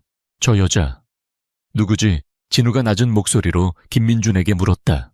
김민준은 소은의 존재를 알지 못했다. 그는 당황한 표정으로 진우에게 보고했다. 죄송합니다. 회장님, 명단에 없는 사람입니다. 진우는 김민준의 보고에도 아랑곳하지 않고 소은을 계속 응시했다. 그는 그녀의 눈빛에서 강인함과 함께 알 수 없는 순수함을 읽었다. 그는 자신의 계획에 그녀를 이용할 수 있을 것이라고 직감했다. 들어오세요. 진우가 소은에게 말했다. 그의 목소리는 나지막했지만 그 안에는 거부할 수 없는 힘이 담겨 있었다. 소은은 어쩔 수 없이 홀 안으로 들어섰다. 다른 여성들의 시선이 일제히 그녀에게로 향했다. 그들의 눈빛에는 경멸과 비웃음, 그리고 질투가 뒤섞여 있었다. 소은은 그들의 시선에 위축되었지만 이내 마음을 다잡았다. 그녀는 이미 이 상황에 휘말렸고 여기서 도망칠 수는 없었다. 진우는 소은을 자세히 관찰했다. 그녀의 옷차림은 보잘것없었지만 그녀의 태도는 당당했고 그녀의 눈빛은 흔들림이 없었다. 그는 그녀의 용기와 침착함에 놀라움을 금치 못했다. 이름이 뭐죠? 진우가 물었다. 한소은입니다. 소은은 떨리는 목소리로 대답했다. 무엇 때문에 이곳에 왔죠? 진우의 질문은 날카로웠다. 소은은 잠시 망설이다가 솔직하게 대답했다.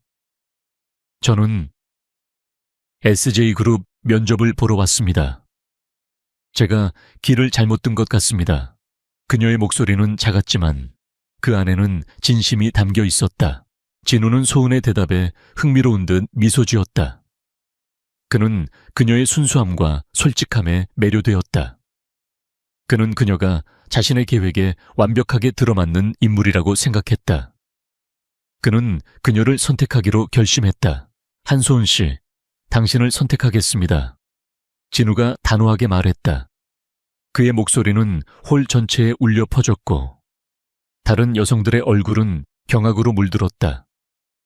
그들은 소은의 허름한 옷차림과 평범한 외모에 비웃음을 던졌지만 진우의 선택에 아무런 말도 할 수 없었다. 소은은 진우의 말에 충격을 받았다. 그녀는 자신이 지금 꿈을 꾸고 있는 것은 아닌지 의심했다. 그녀는 그가 왜 자신을 선택했는지 이해할 수 없었다. 그녀는 그의 눈빛에서 알 수 없는 의도를 읽었지만 이 모든 상황을 거부할 수 없었다. 그녀는 그에게서 어마어마한 권력과 함께 위험한 기운을 느꼈다. 진우는 소은에게 다가와 손을 내밀었다. 그의 손은 차갑고 단단했다. 한소은 씨, 저와 결혼해 주십시오. 그의 목소리는 담담했지만 그 안에는 거부할 수 없는 힘이 담겨 있었다. 소은은 진우의 손을 잡았다. 그녀의 심장은 쿵쾅거렸고 그녀의 손은 떨렸다. 그녀는 자신의 삶이 한순간에 뒤바뀌는 것을 느꼈다. 그녀는 그에게서 알 수 없는 위험과 함께 거대한 기회를 보았다. 그녀는 자신의 여동생을 위해 그리고 자신의 삶을 위해 이 제안을 받아들이기로 결심했다. 그녀는 이 모든 것이 자신에게 주어진 운명이라고 생각했다.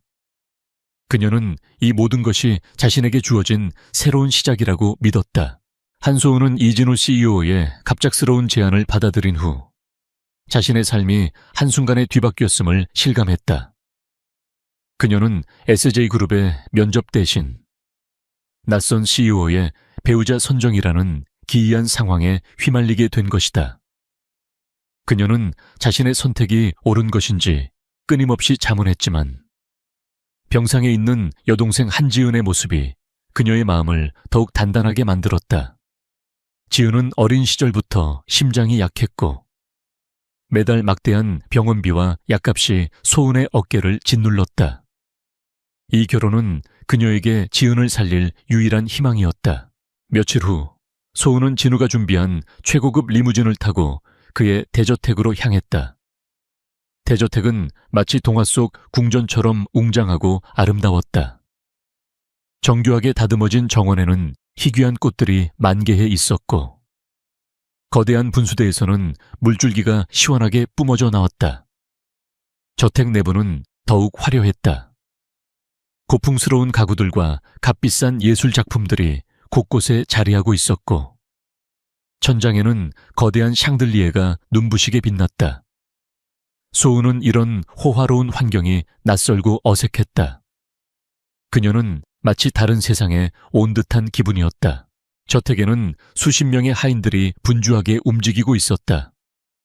그들은 소은을 사모님이라 부르며 극진히 대했지만 그들의 눈빛에는 알 수 없는 경계심과 의문이 서려 있었다.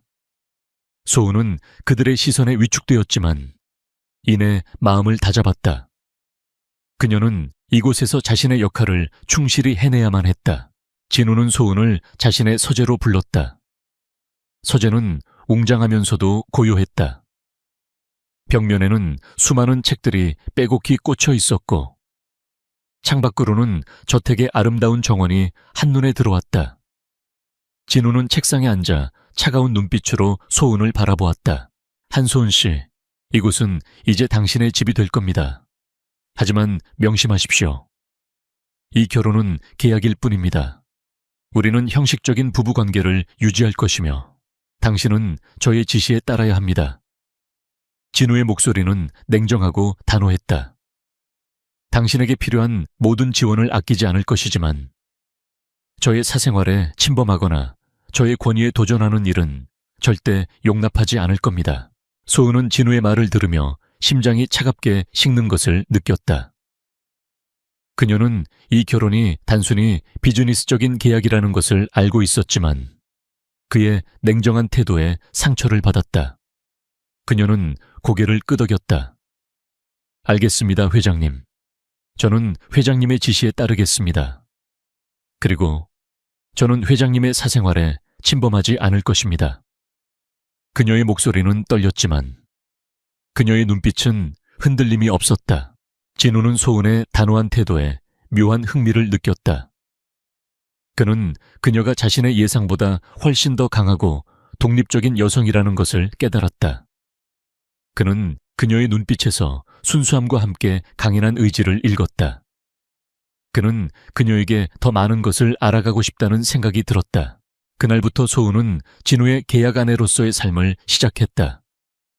그녀는 매일 아침 일찍 일어나 진우의 아침 식사를 준비했고 그의 옷을 다림질하거나 서재를 정리하는 등 그의 비서 역할을 자처했다.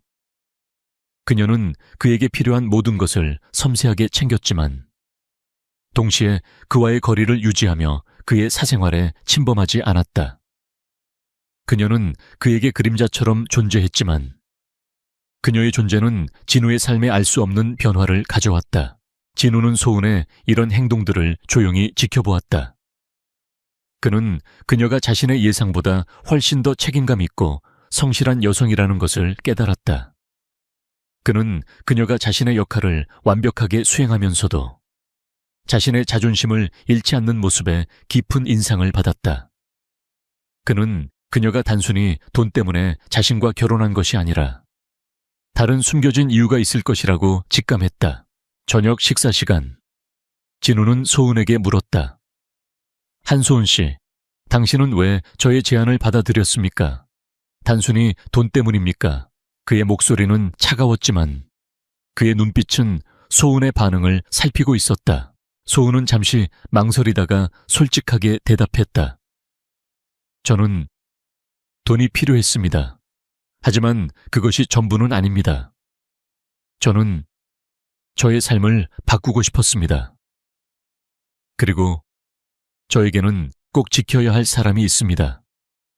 그녀의 목소리는 떨렸지만 그 안에는 진심이 담겨 있었다.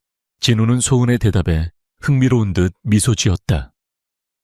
그는 그녀가 숨기고 있는 비밀이 무엇인지 궁금했다. 그는 그녀의 눈빛에서 깊은 슬픔과 함께 강인한 의지를 읽었다. 그는 그녀의 비밀을 파헤치고 싶다는 충동을 느꼈다. 소은은 저택 생활에 적응하기 위해 애썼지만 쉽지 않았다. 진우의 가족들은 그녀를 경계하고 의심했다. 특히 진우의 사촌형 강민주는 그녀를 경멸하듯이 대했다. 강민주는 진우의 라이벌이자 SJ그룹의 경영권을 호시탐탐 노리는 인물이었다. 그는 소은이 진우의 약점이라고 생각했고 그녀를 이용해 진우를 몰아낼 계획을 세웠다. 이진우가 고작 저런 여자를 선택했다니 정말 한심하군. 강민준이 소은을 비웃듯이 말했다. 그의 눈빛은 소은을 향한 경멸감으로 가득했다. 너 같은 천한 것이 감히 SJ그룹의 안주인 자리를 넘보다니. 어림도 없어. 나는 네가 이진우의 옆에 있는 것을 절대로 용납하지 않을 거야. 소은은 강민준의 비아냥거림에도 꿋꿋하게 고개를 들었다. 그녀는 그에게서 위협적인 기운을 느꼈지만 동시에 그가 진우의 적이라는 것을 직감했다.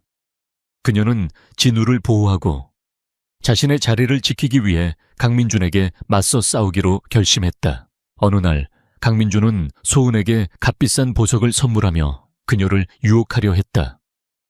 그는 소은이 돈에 약한 여자라고 생각했다. 한소은 씨, 이 보석은 당신에게 매우 잘 어울릴 겁니다. 이진우는 당신에게 이런 것을 사주지 않겠죠. 저와 손을 잡으면. 당신은 이보다 훨씬 더 많은 것을 얻을 수 있을 겁니다. 강민준이 소은의 손을 잡으며 말했다. 그의 눈빛은 교활하게 번뜩였다. 소은은 강민준의 손을 뿌리치고 단호하게 말했다.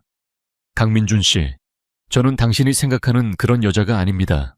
저는 회장님의 아내이며 회장님을 배신하지 않을 겁니다.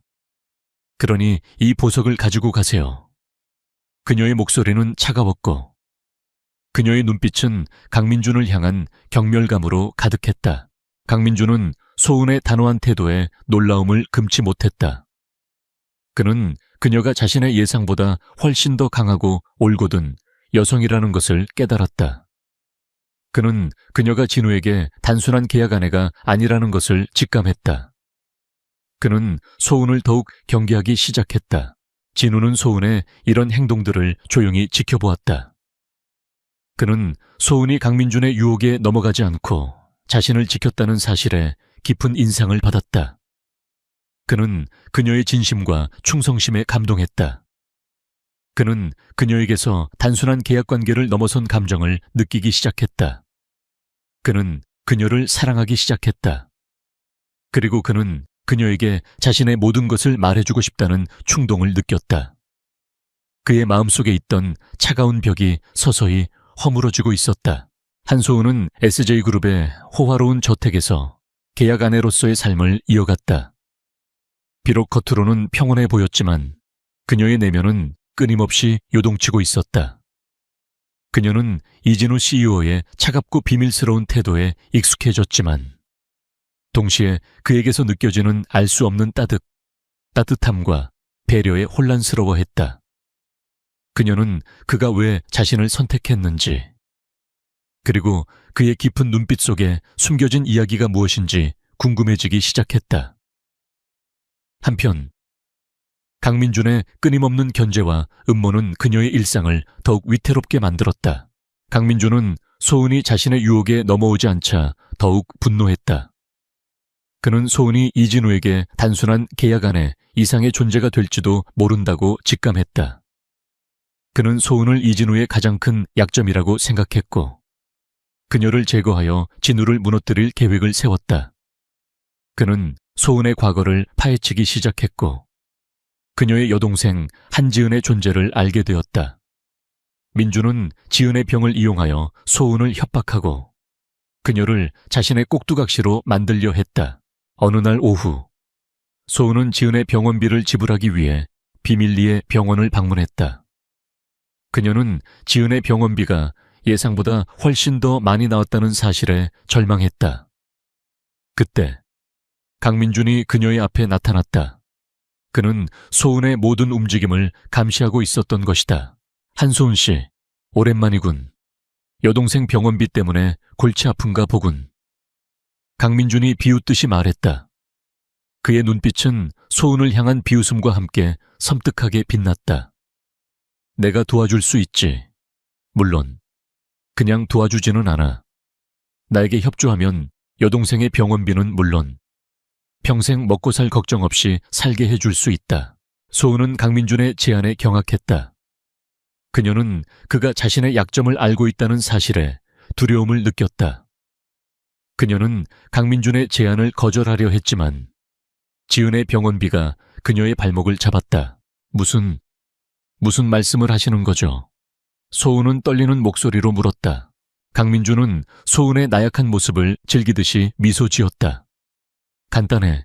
이진우의 모든 움직임을 내게 보고하는 거야.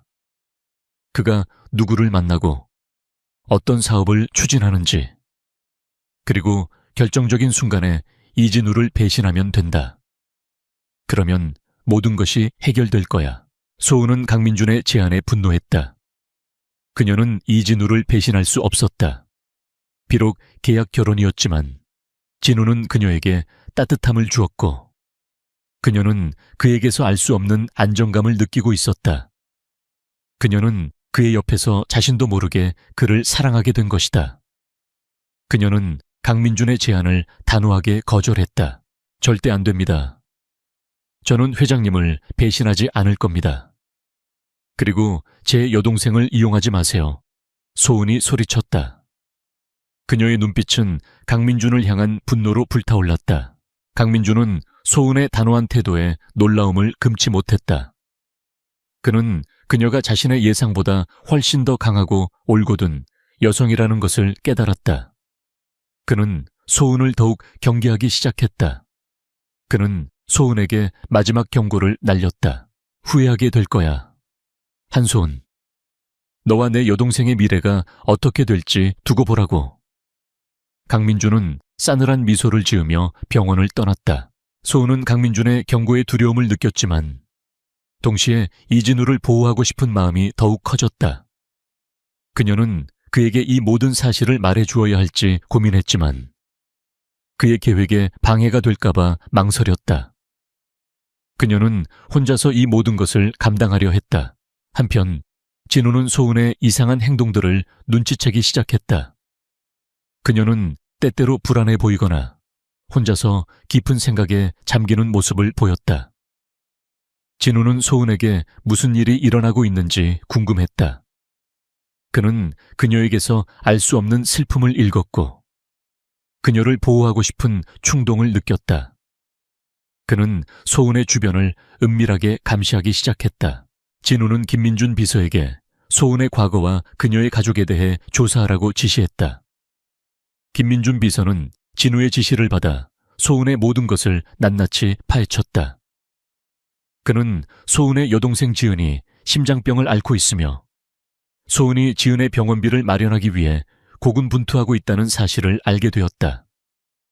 그는 또한 강민준이 소은에게 접근하여 그녀를 협박하려 했다는 사실도 알아냈다. 회장님, 한소은 씨의 여동생은 심각한 심장병을 앓고 있습니다. 그리고 강민준 상무가 한소은 씨에게 접근하여 회장님을 배신하도록 종용했습니다. 김민준 비서가 진우에게 보고했다. 그의 얼굴에는 안타까움과 분노가 뒤섞여 있었다. 진우는 김민준 비서의 보고를 들으며 주먹을 꽉 쥐었다. 그의 얼굴은 분노로 일그러져 있었다. 그는 강민준의 비열함에 치를 떨었다. 동시에 그는 소은이 혼자서 얼마나 힘든 싸움을 하고 있었을지 생각하며 마음 아파했다. 그는 소은을 보호하고 강민준에게 복수하기로 결심했다. 그는 더 이상 자신의 감정을 숨기지 않기로 했다. 그날 밤 진우는 소은을 자신의 서재로 불렀다. 서재 안에는 정적이 흘렀다. 진우는 소은의 앞에 앉아 그녀의 눈을 똑바로 바라보았다. 그의 눈빛은 더 이상 차갑지 않았다. 그 안에는 따뜻함과 걱정이 담겨 있었다. 한소은 씨, 당신에게 모든 것을 말해줄 때가 왔습니다. 진우가 낮은 목소리로 말했다. 당신의 여동생에 대해 알고 있습니다. 그리고 강민준이 당신에게 접근하여 당신을 협박했다는 사실도 알고 있습니다. 소은은 진우의 말에 놀라움을 금치 못했다. 그녀는 그가 자신의 비밀을 알고 있다는 사실에 당황했다. 그녀는 눈물을 흘리며 진우에게 모든 것을 고백했다. 그녀는 지은의 병, 자신의 절박함, 그리고 강민준의 협박에 대해 이야기했다. 그녀는 자신이 얼마나 두려웠는지, 그리고 얼마나 외로웠는지 이야기했다. 진우는 소은의 눈물을 닦아주며 그녀를 따뜻하게 안아주었다. 그의 품은 따뜻했고 그의 손길은 부드러웠다. 미안해요. 한소은 씨, 당신을 힘들게 해서 미안합니다. 더 이상 혼자 힘들어하지 마세요. 이제 제가 당신과 당신의 여동생을 지켜줄 겁니다. 그의 목소리는 진심으로 가득했다. 소은은 진우의 품에 안겨 흐느꼈다. 그녀는 그에게서 진정한 위로와 안정감을 느꼈다. 그녀는 그가 자신의 편이라는 사실에 안도했다. 그녀는 그를 믿고 모든 것을 맡길 수 있을 것이라고 생각했다. 그들의 관계는 단순한 계약 관계를 넘어섰다. 그들은 이제 서로에게 가장 든든한 동반자가 되었다. 진우는 소은에게 강민준의 음모를 폭로하고 그를 SJ그룹에서 완전히 몰아낼 계획을 설명했다. 그는 소은의 협조를 구했고 소은은 기꺼이 그를 돕겠다고 말했다. 그들은 함께 강민준의 모든 비리를 파헤치고 그의 죄를 만천해 폭로하기 위한 치밀한 계획을 세우기 시작했다. 그들의 싸움은 이제 막 시작되었을 뿐이었다. 하지만 그들은 더 이상 혼자가 아니었다. 그들은 서로를 믿고 의지하며 모든 어려움을 함께 이겨낼 준비가 되어 있었다. 이진우는 한소은의 여동생, 한지은의 존재와 강민준의 비열한 협박을 알게 된 후 더 이상 자신의 감정을 숨기지 않았다. 그의 마음속에 피어난 소은에 대한 사랑은 그를 더욱 단호하고 냉철하게 만들었다. 그는 소은과 지은을 보호하고 강민준을 비롯한 모든 SJ그룹 내부의 적들을 뿌리 뽑기로 결심했다. 한편 소은은 진우의 진심 어린 위로와 지지에 큰 힘을 얻었다. 그녀는 이제 더 이상 혼자가 아니었고 진우와 함께라면 어떤 어려움도 이겨낼 수 있을 것이라고 믿었다. 진우는 강민준의 모든 움직임을 주시하기 위해 김민준 비서에게 특별 지시를 내렸다. 그는 강민준의 모든 사업 활동, 사적인 만남, 그리고 금융거래 내역까지 낱낱이 파헤치도록 했다. 진우는 강민준이 단순히 SJ그룹의 경영권을 탐내는 것을 넘어 과거 그의 부모님의 죽음과도 관련이 있을 것이라고 직감했다.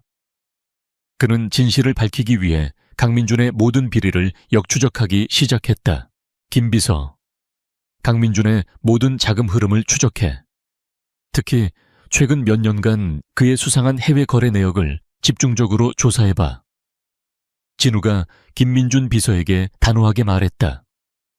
그의 목소리는 나지막했지만 그 안에는 강철 같은 의지가 담겨 있었다.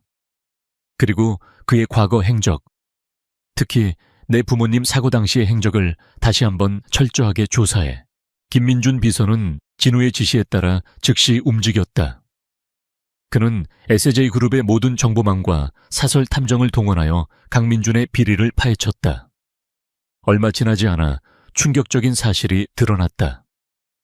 강민준은 해외 페이퍼 컴퍼니를 통해 막대한 비자금을 조성하고 있었으며 이 자금은 SJ그룹의 자산을 불법적으로 빼돌린 것이었다.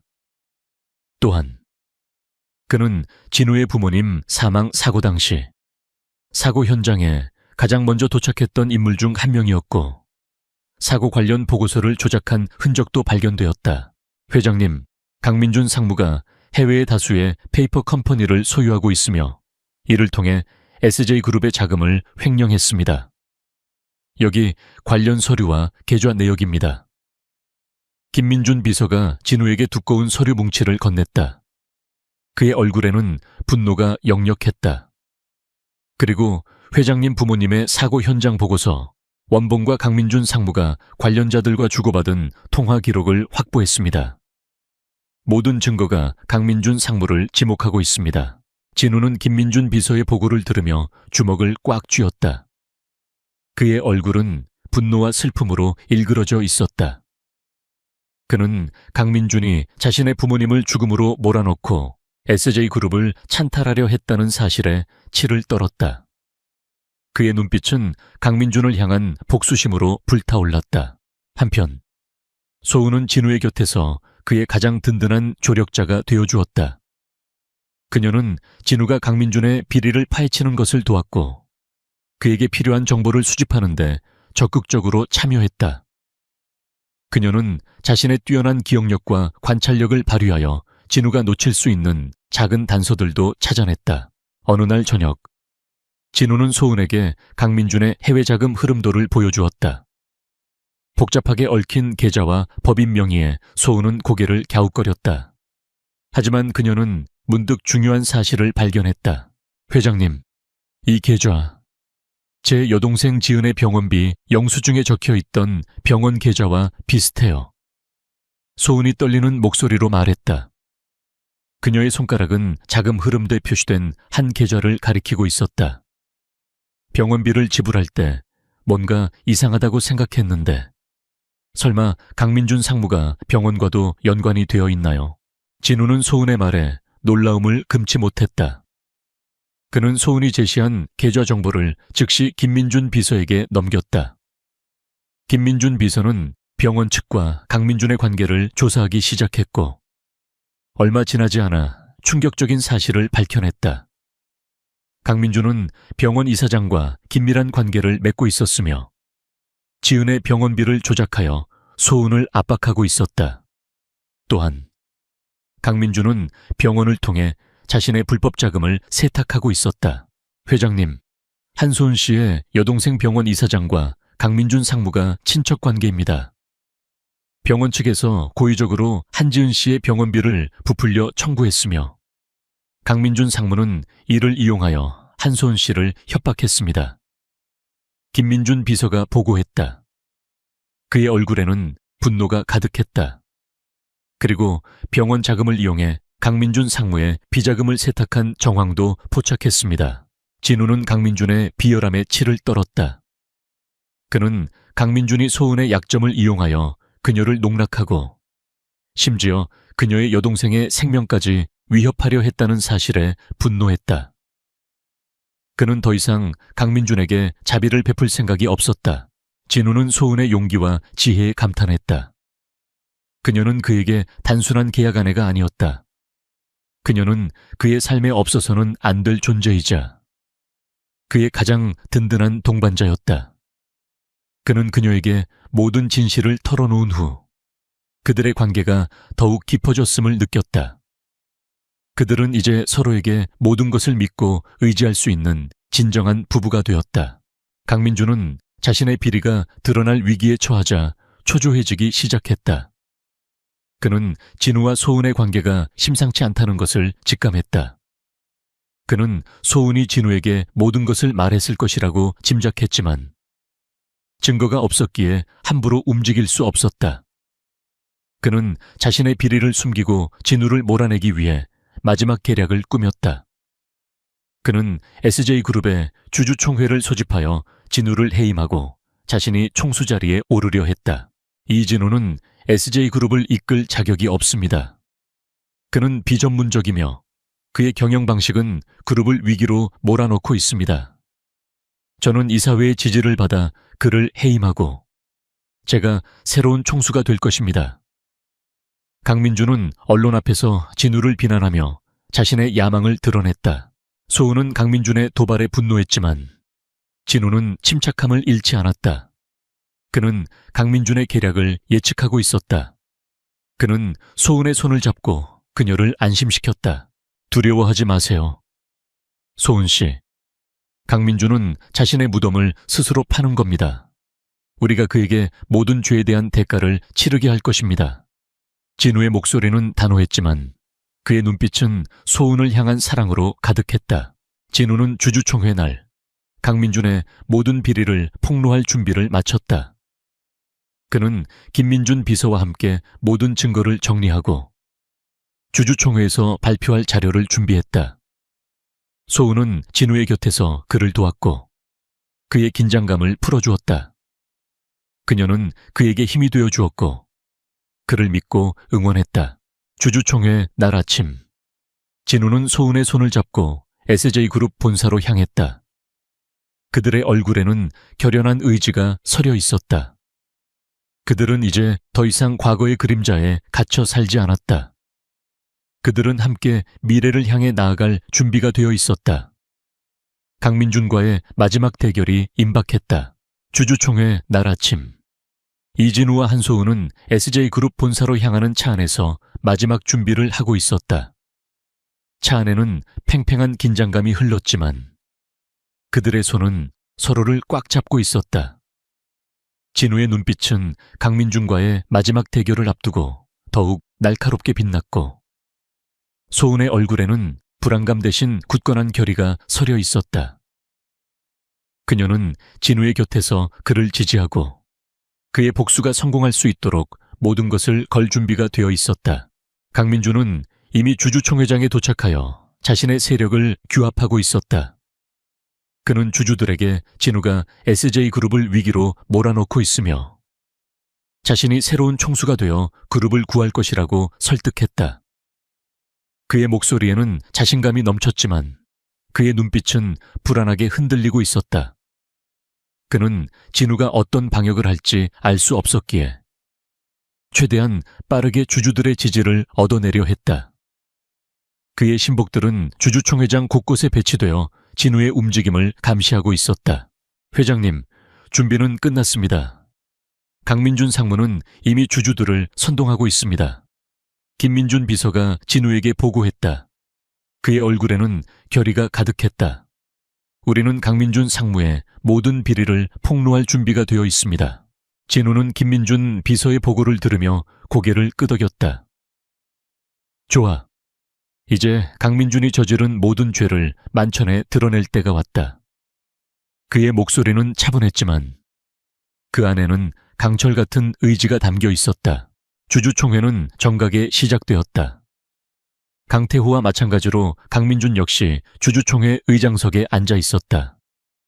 그는 자신감 넘치는 표정으로 진우를 바라보았다.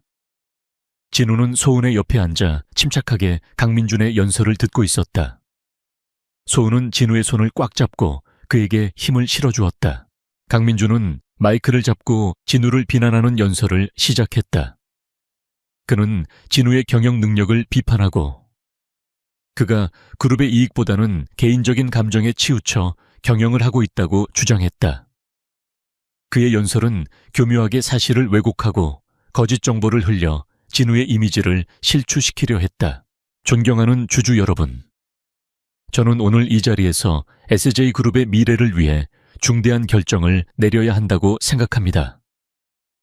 이진우 회장은 최근 그룹의 주요 사업에서 실패를 거듭했으며 그의 독단적인 경영 방식은 그룹을 위기로 몰아넣고 있습니다. 강민준의 목소리는 카랑카랑하게 울려 퍼졌다. 저는 이진우 회장을 해임하고 제가 새로운 총수로서 SJ그룹을 다시 일으켜 세울 것을 제안합니다. 강민준의 연설이 끝나자 주주들 사이에서는 술렁거림이 일었다.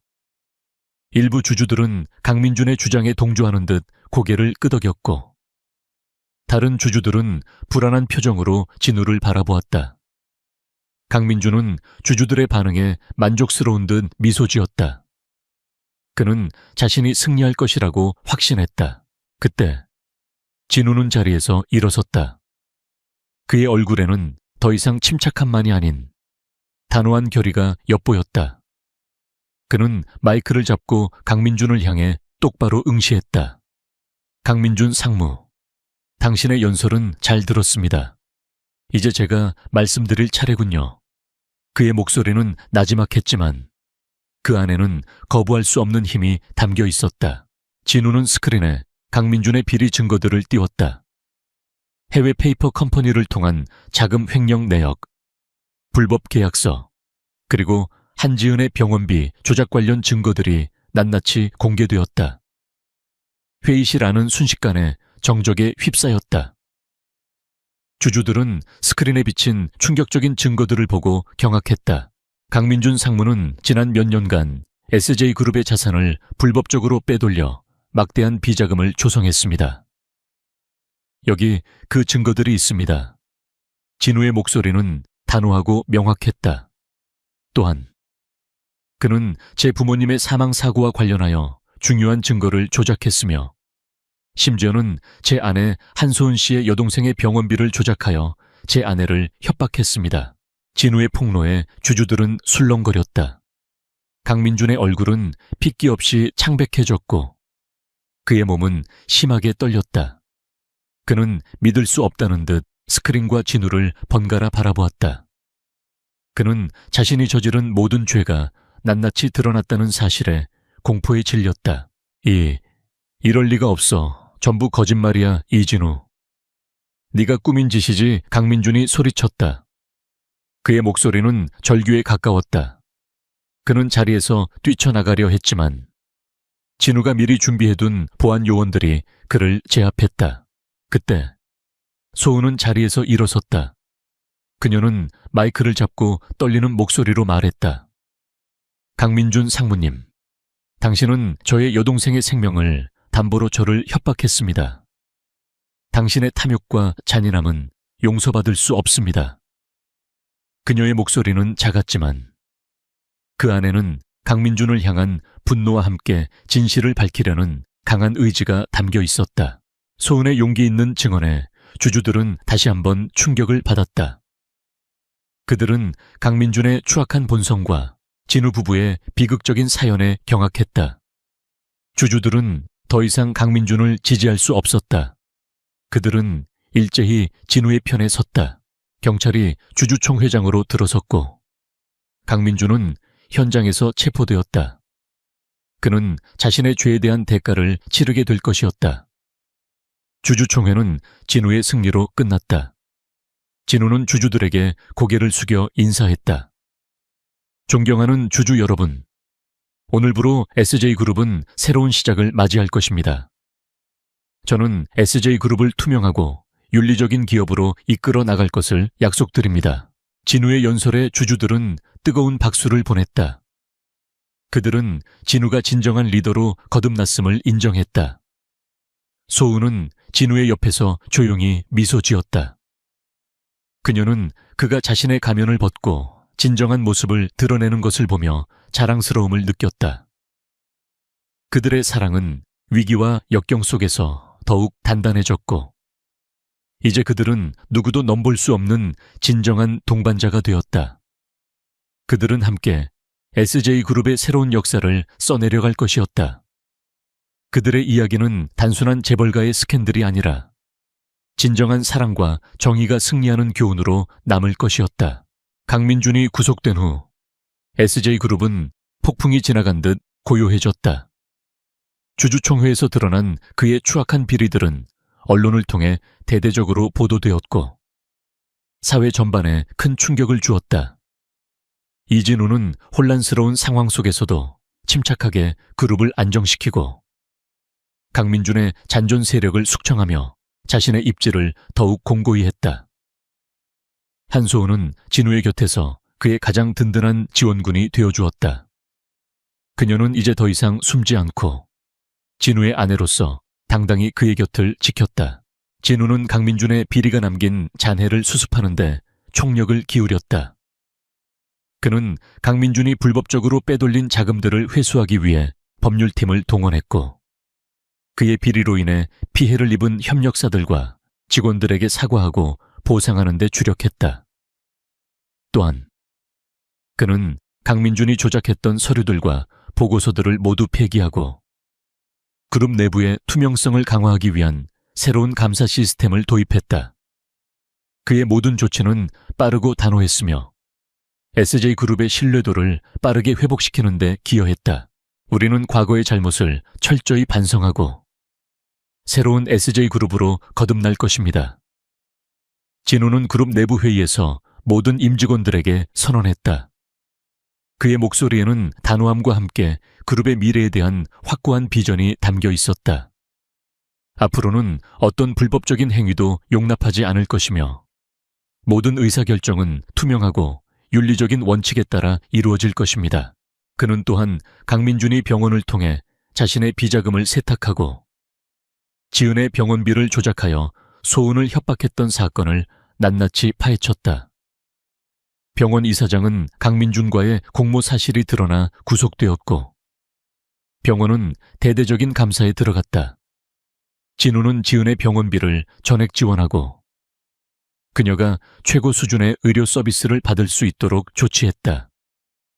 소은은 지은이 치료를 받으며 건강을 회복하는 모습에 안도하며 진우에게 깊은 고마움을 느꼈다. 강민준은 구치소에 수감된 후에도 진우에게 복수하기 위한 기회를 엿보고 있었다. 그는 자신의 권력과 돈으로 모든 것을 해결할 수 있을 것이라고 착각했다.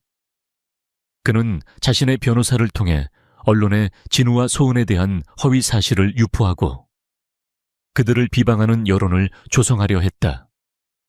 그는 진우가 총수 자리를 탐내 자신의 부모님을 죽였다는 터무니없는 주장을 펼쳤고 소은이 돈 때문에 진우에게 접근했다는 거짓 소문을 퍼뜨렸다.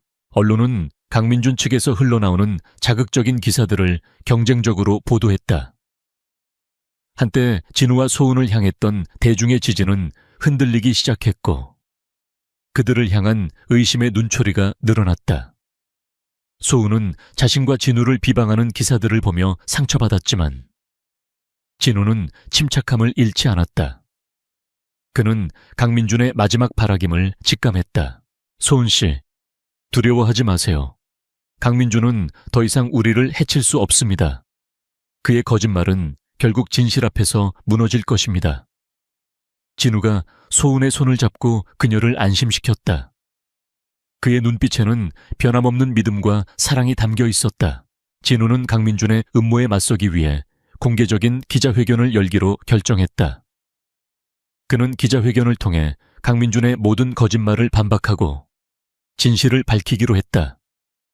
소은은 진우의 결정에 불안해했지만 그를 믿고 그의 곁에 서기로 했다. 그녀는 기자회견에 함께 참석하여 진실을 증언하기로 했다. 기자회견 당일 SJ그룹 본사 강당은 수많은 기자들로 북새통을 이루었다. 플래시 세례가 터지고 기자들의 질문 공세가 쏟아졌다. 진우는 단상에 올라 침착하게 마이크를 잡았다. 그의 옆에는 소은이 굳건하게 서 있었다. 그녀의 얼굴에는 긴장감이 역력했지만 그녀의 눈빛은 흔들림이 없었다. 오늘 이 자리에서 최근 불거진 모든 의혹에 대해 말씀드리고자 합니다. 진우의 목소리는 분명하고 단호했다.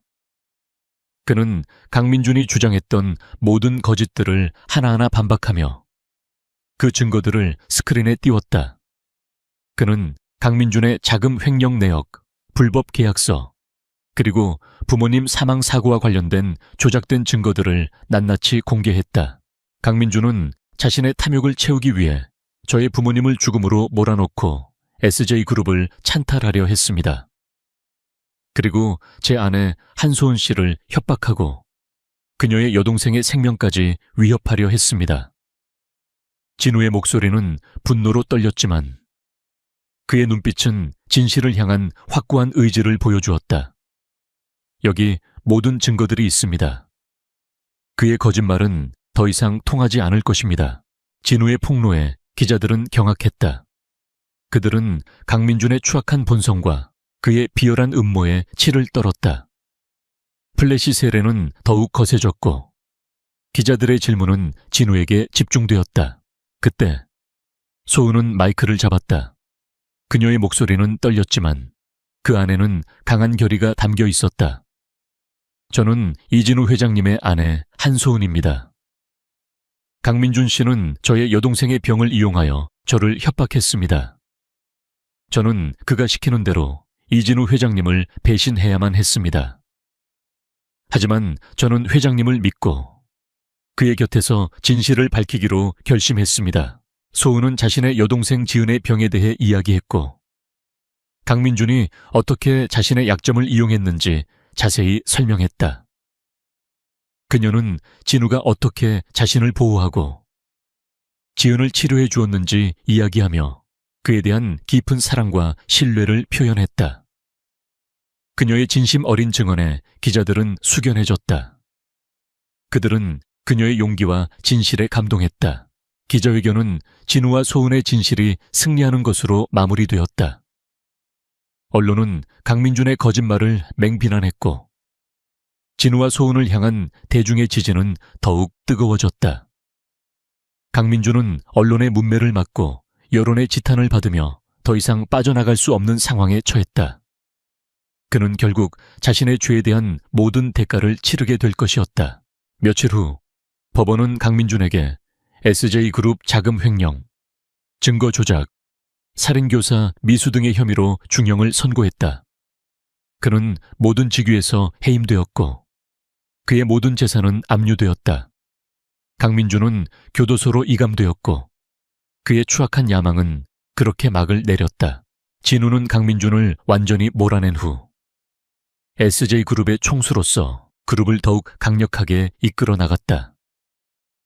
그는 과거의 아픔을 딛고 새로운 미래를 향해 나아갔다. 그의 곁에는 언제나 소은이 함께했다. 그들은 서로에게 가장 든든한 동반자가 되어주었고 모든 어려움을 함께 이겨냈다. 그들의 사랑은 위기와 역경 속에서 더욱 단단해졌고 이제 그들은 누구도 넘볼 수 없는 진정한 부부가 되었다. 그들은 함께 SJ그룹의 새로운 역사를 써내려갈 것이었다. 강민준이 몰락하고 SJ그룹의 모든 비리가 척결된 후 이진우와 한소은의 삶은 비로소 진정한 평화를 찾았다. 길고 험난했던 복수의 여정은 끝났지만 그들의 사랑은 그 어떤 시련 속에서도 더욱 깊고 단단해졌다. 진우는 명실상부한 SJ그룹의 총수로서 그룹을 이끌었고 소은은 그의 가장 든든한 아내이자 동반자로서 그의 곁을 지켰다. 그들의 이야기는 단순한 재벌가의 스캔들을 넘어 진정한 사랑과 정의가 승리하는 감동적인 서사로 대중의 마음에 각인되었다. 진우는 강민준의 시대가 남긴 폐해를 완전히 정화하는 데 온 힘을 쏟았다. 그는 그룹 내부에 뿌리 깊이 박혀있던 부패와 비리를 척결하기 위해 독립적인 감사위원회를 신설하고 모든 업무 프로세스를 투명하게 공개했다.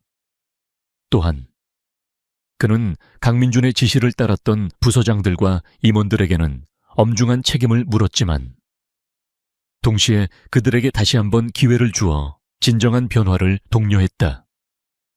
그의 공정하고 단호한 리더십은 직원들의 신뢰를 회복시키고 SJ그룹의 사기를 진작시켰다. SJ그룹은 이제 과거의 그림자를 벗어던지고 미래를 향해 나아갈 것입니다. 진우는 그룹 내부 통신망을 통해 모든 직원들에게 메시지를 전했다. 그의 목소리에는 새로운 시작에 대한 강한 의지와 비전이 담겨 있었다. 우리는 오직 실력과 윤리를 바탕으로 경쟁할 것이며 사회적 책임을 다하는 모범적인 기업이 될 것입니다. 그는 그룹의 핵심 사업인 IT와 인공지능 분야에 막대한 투자를 단행했다. 진우는 단순히 이윤 추구를 넘어 인류의 삶을 더 나은 방향으로 변화시킬 수 있는 기술 개발에 집중했다. 그는 그룹의 R&D 역량을 강화하고 젊고 유능한 인재들을 적극적으로 영입했다. 그의 혁신적인 경영 철학은 SJ그룹을 국내를 넘어 세계적인 선두기업으로 도약시키는 원동력이 되었다. SJ그룹의 주가는 연일 최고치를 경신했고 기업 가치는 기하급수적으로 상승했다. 한소은은 진우의 곁에서 그의 가장 큰 힘이 되어주었다. 그녀는 더 이상 수동적인 계약 아내가 아니었다. 그녀는 SJ그룹의 안주인으로서 그리고 이진우의 진정한 동반자로서 자신의 역할을 적극적으로 수행했다. 그녀는 진우가 추진하는 모든 사회공헌 활동에 동참했으며 특히 소외된 계층과 어린이를 위한 사업에 깊은 관심을 기울였다. 그녀는 자신의 경험을 바탕으로 어려움에 처한 사람들에게 실질적인 도움을 줄 수 있는 프로그램을 기획하고 실행했다. 지은은 진우의 전폭적인 지원 덕분에 성공적으로 심장 수술을 받고 건강을 완전히 회복했다. 그녀는 이제 더 이상 병상에 누워있지 않았고 또래 아이들처럼 밝고 건강하게 학교에 다니며 꿈을 키워나갔다. 소은은 매일 아침 지은의 웃음소리에 눈을 떴고 밤에는 그녀의 작은 손을 잡고 잠이 들었다. 그녀에게 지은의 행복은 그 어떤 것과도 바꿀 수 없는 소중한 보물이었다. 언니, 저 그림 그리는 게 너무 좋아요. 나중에 커서 멋진 화가가 될 거예요.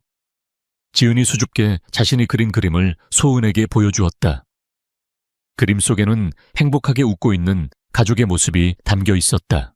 소은은 지은의 머리를 쓰다듬으며 눈물을 글썽였다. 그래, 우리 지은이 멋진 화가가 될 수 있을 거야. 언니가 항상 응원해 줄게. 그녀의 목소리는 따뜻한 사랑으로 가득했다. 진우와 소은의 사랑은 시간이 흐를수록 더욱 깊어졌다. 그들은 서로에게 모든 것을 털어놓을 수 있는 진정한 관계가 되었다. 진우는 소은에게 자신의 모든 약점과 두려움을 보여주었고 소은은 그런 진우를 따뜻하게 감싸 안았다. 그들은 매일 밤 함께 산책하며 하루 동안 있었던 일들을 이야기했고 서로의 꿈과 미래를 공유했다. 그들의 대화 속에는 존중과 신뢰, 그리고 깊은 애정이 녹아 있었다. 어느덧 결혼 2주년이 다가왔다. 진우는 소은을 위해 특별한 이벤트를 준비했다. 그는 소은을 처음 만났던 SJ그룹 본사의 작은 면접실로 데려갔다. 그곳은 이제 아름답게 장식되어 있었고 테이블 위에는 소은이 가장 좋아하는 꽃다발과 작은 선물이 놓여 있었다. 소은 씨, 이곳을 기억하나요? 우리가 처음 만났던 곳이죠. 진우가 소은의 손을 잡고 부드럽게 말했다. 그의 눈빛은 소은을 향한 사랑으로 가득했다. 그때 저는 당신을 단순한 계약 아내로 선택했습니다. 하지만 당신은 저의 삶을 완전히 바꾸어 놓았습니다. 당신은 저에게 진정한 사랑과 행복이 무엇인지 가르쳐 주었습니다. 소은은 진우의 진심 어린 고백에 눈물을 흘렸다. 그녀는 그가 자신의 삶에 나타나 주어 너무나도 감사했다. 그녀는 그를 만나지 못했다면 자신의 삶이 얼마나 절망적이었을지 상상할 수 없었다. 그녀는 진우의 품에 안겨 속삭였다. 회장님, 저도 회장님을 사랑합니다. 평생 회장님 곁에서 함께 할 거예요. 진우는 소은에게 작은 상자를 건넸다. 상자 안에는 빛나는 다이아몬드 반지가 들어있었다. 소은 씨, 다시 한번 저와 결혼해 주시겠습니까? 이번에는 진정한 사랑과 신뢰를 바탕으로 한 결혼을 하고 싶습니다. 소은은 감격에 겨워 고개를 끄덕였다. 그들의 키스는 영원한 사랑과 행복을 약속하는 듯했다. 그들은 과거의 모든 아픔과 상처를 잊고 오직 서로만을 바라보며 새로운 미래를 함께 만들어 나갔다. 그들의 삶은 마치 한 편의 드라마처럼 극적이었지만 그 끝은 완벽한 해피엔딩이었다. 몇 년 후 SJ그룹은 이진우의 리더십 아래 전 세계적으로 존경받는 기업으로 성장했다. 그는 끊임없이 혁신을 추구하고 사회적 책임을 다하며 모든 이들에게 존경받는 리더가 되었다. 그의 옆에는 언제나 소은이 함께했다. 그녀는 현명하고 사랑스러운 아내이자 훌륭한 어머니로서 진우의 삶을 더욱 풍요롭게 만들었다. 그들의 아이들은 건강하고 밝게 자라났고 그들의 가정은 행복으로 가득 찼다. 진우와 소은은 과거의 아픔을 극복하고 진정한 사랑과 행복을 찾았다. 그들의 이야기는 단순한 재벌가의 로맨스가 아니라 위선과 탐욕을 이겨내고 진정한 가치를 찾아가는 인간 승리의 기록으로 남았다. 그들은 서로에게 영원한 동반자이자 삶의 가장 큰 축복이 되었다. 그들의 사랑은 시간이 흘러도 변치 않을 것이며 영원히 빛날 것이었다.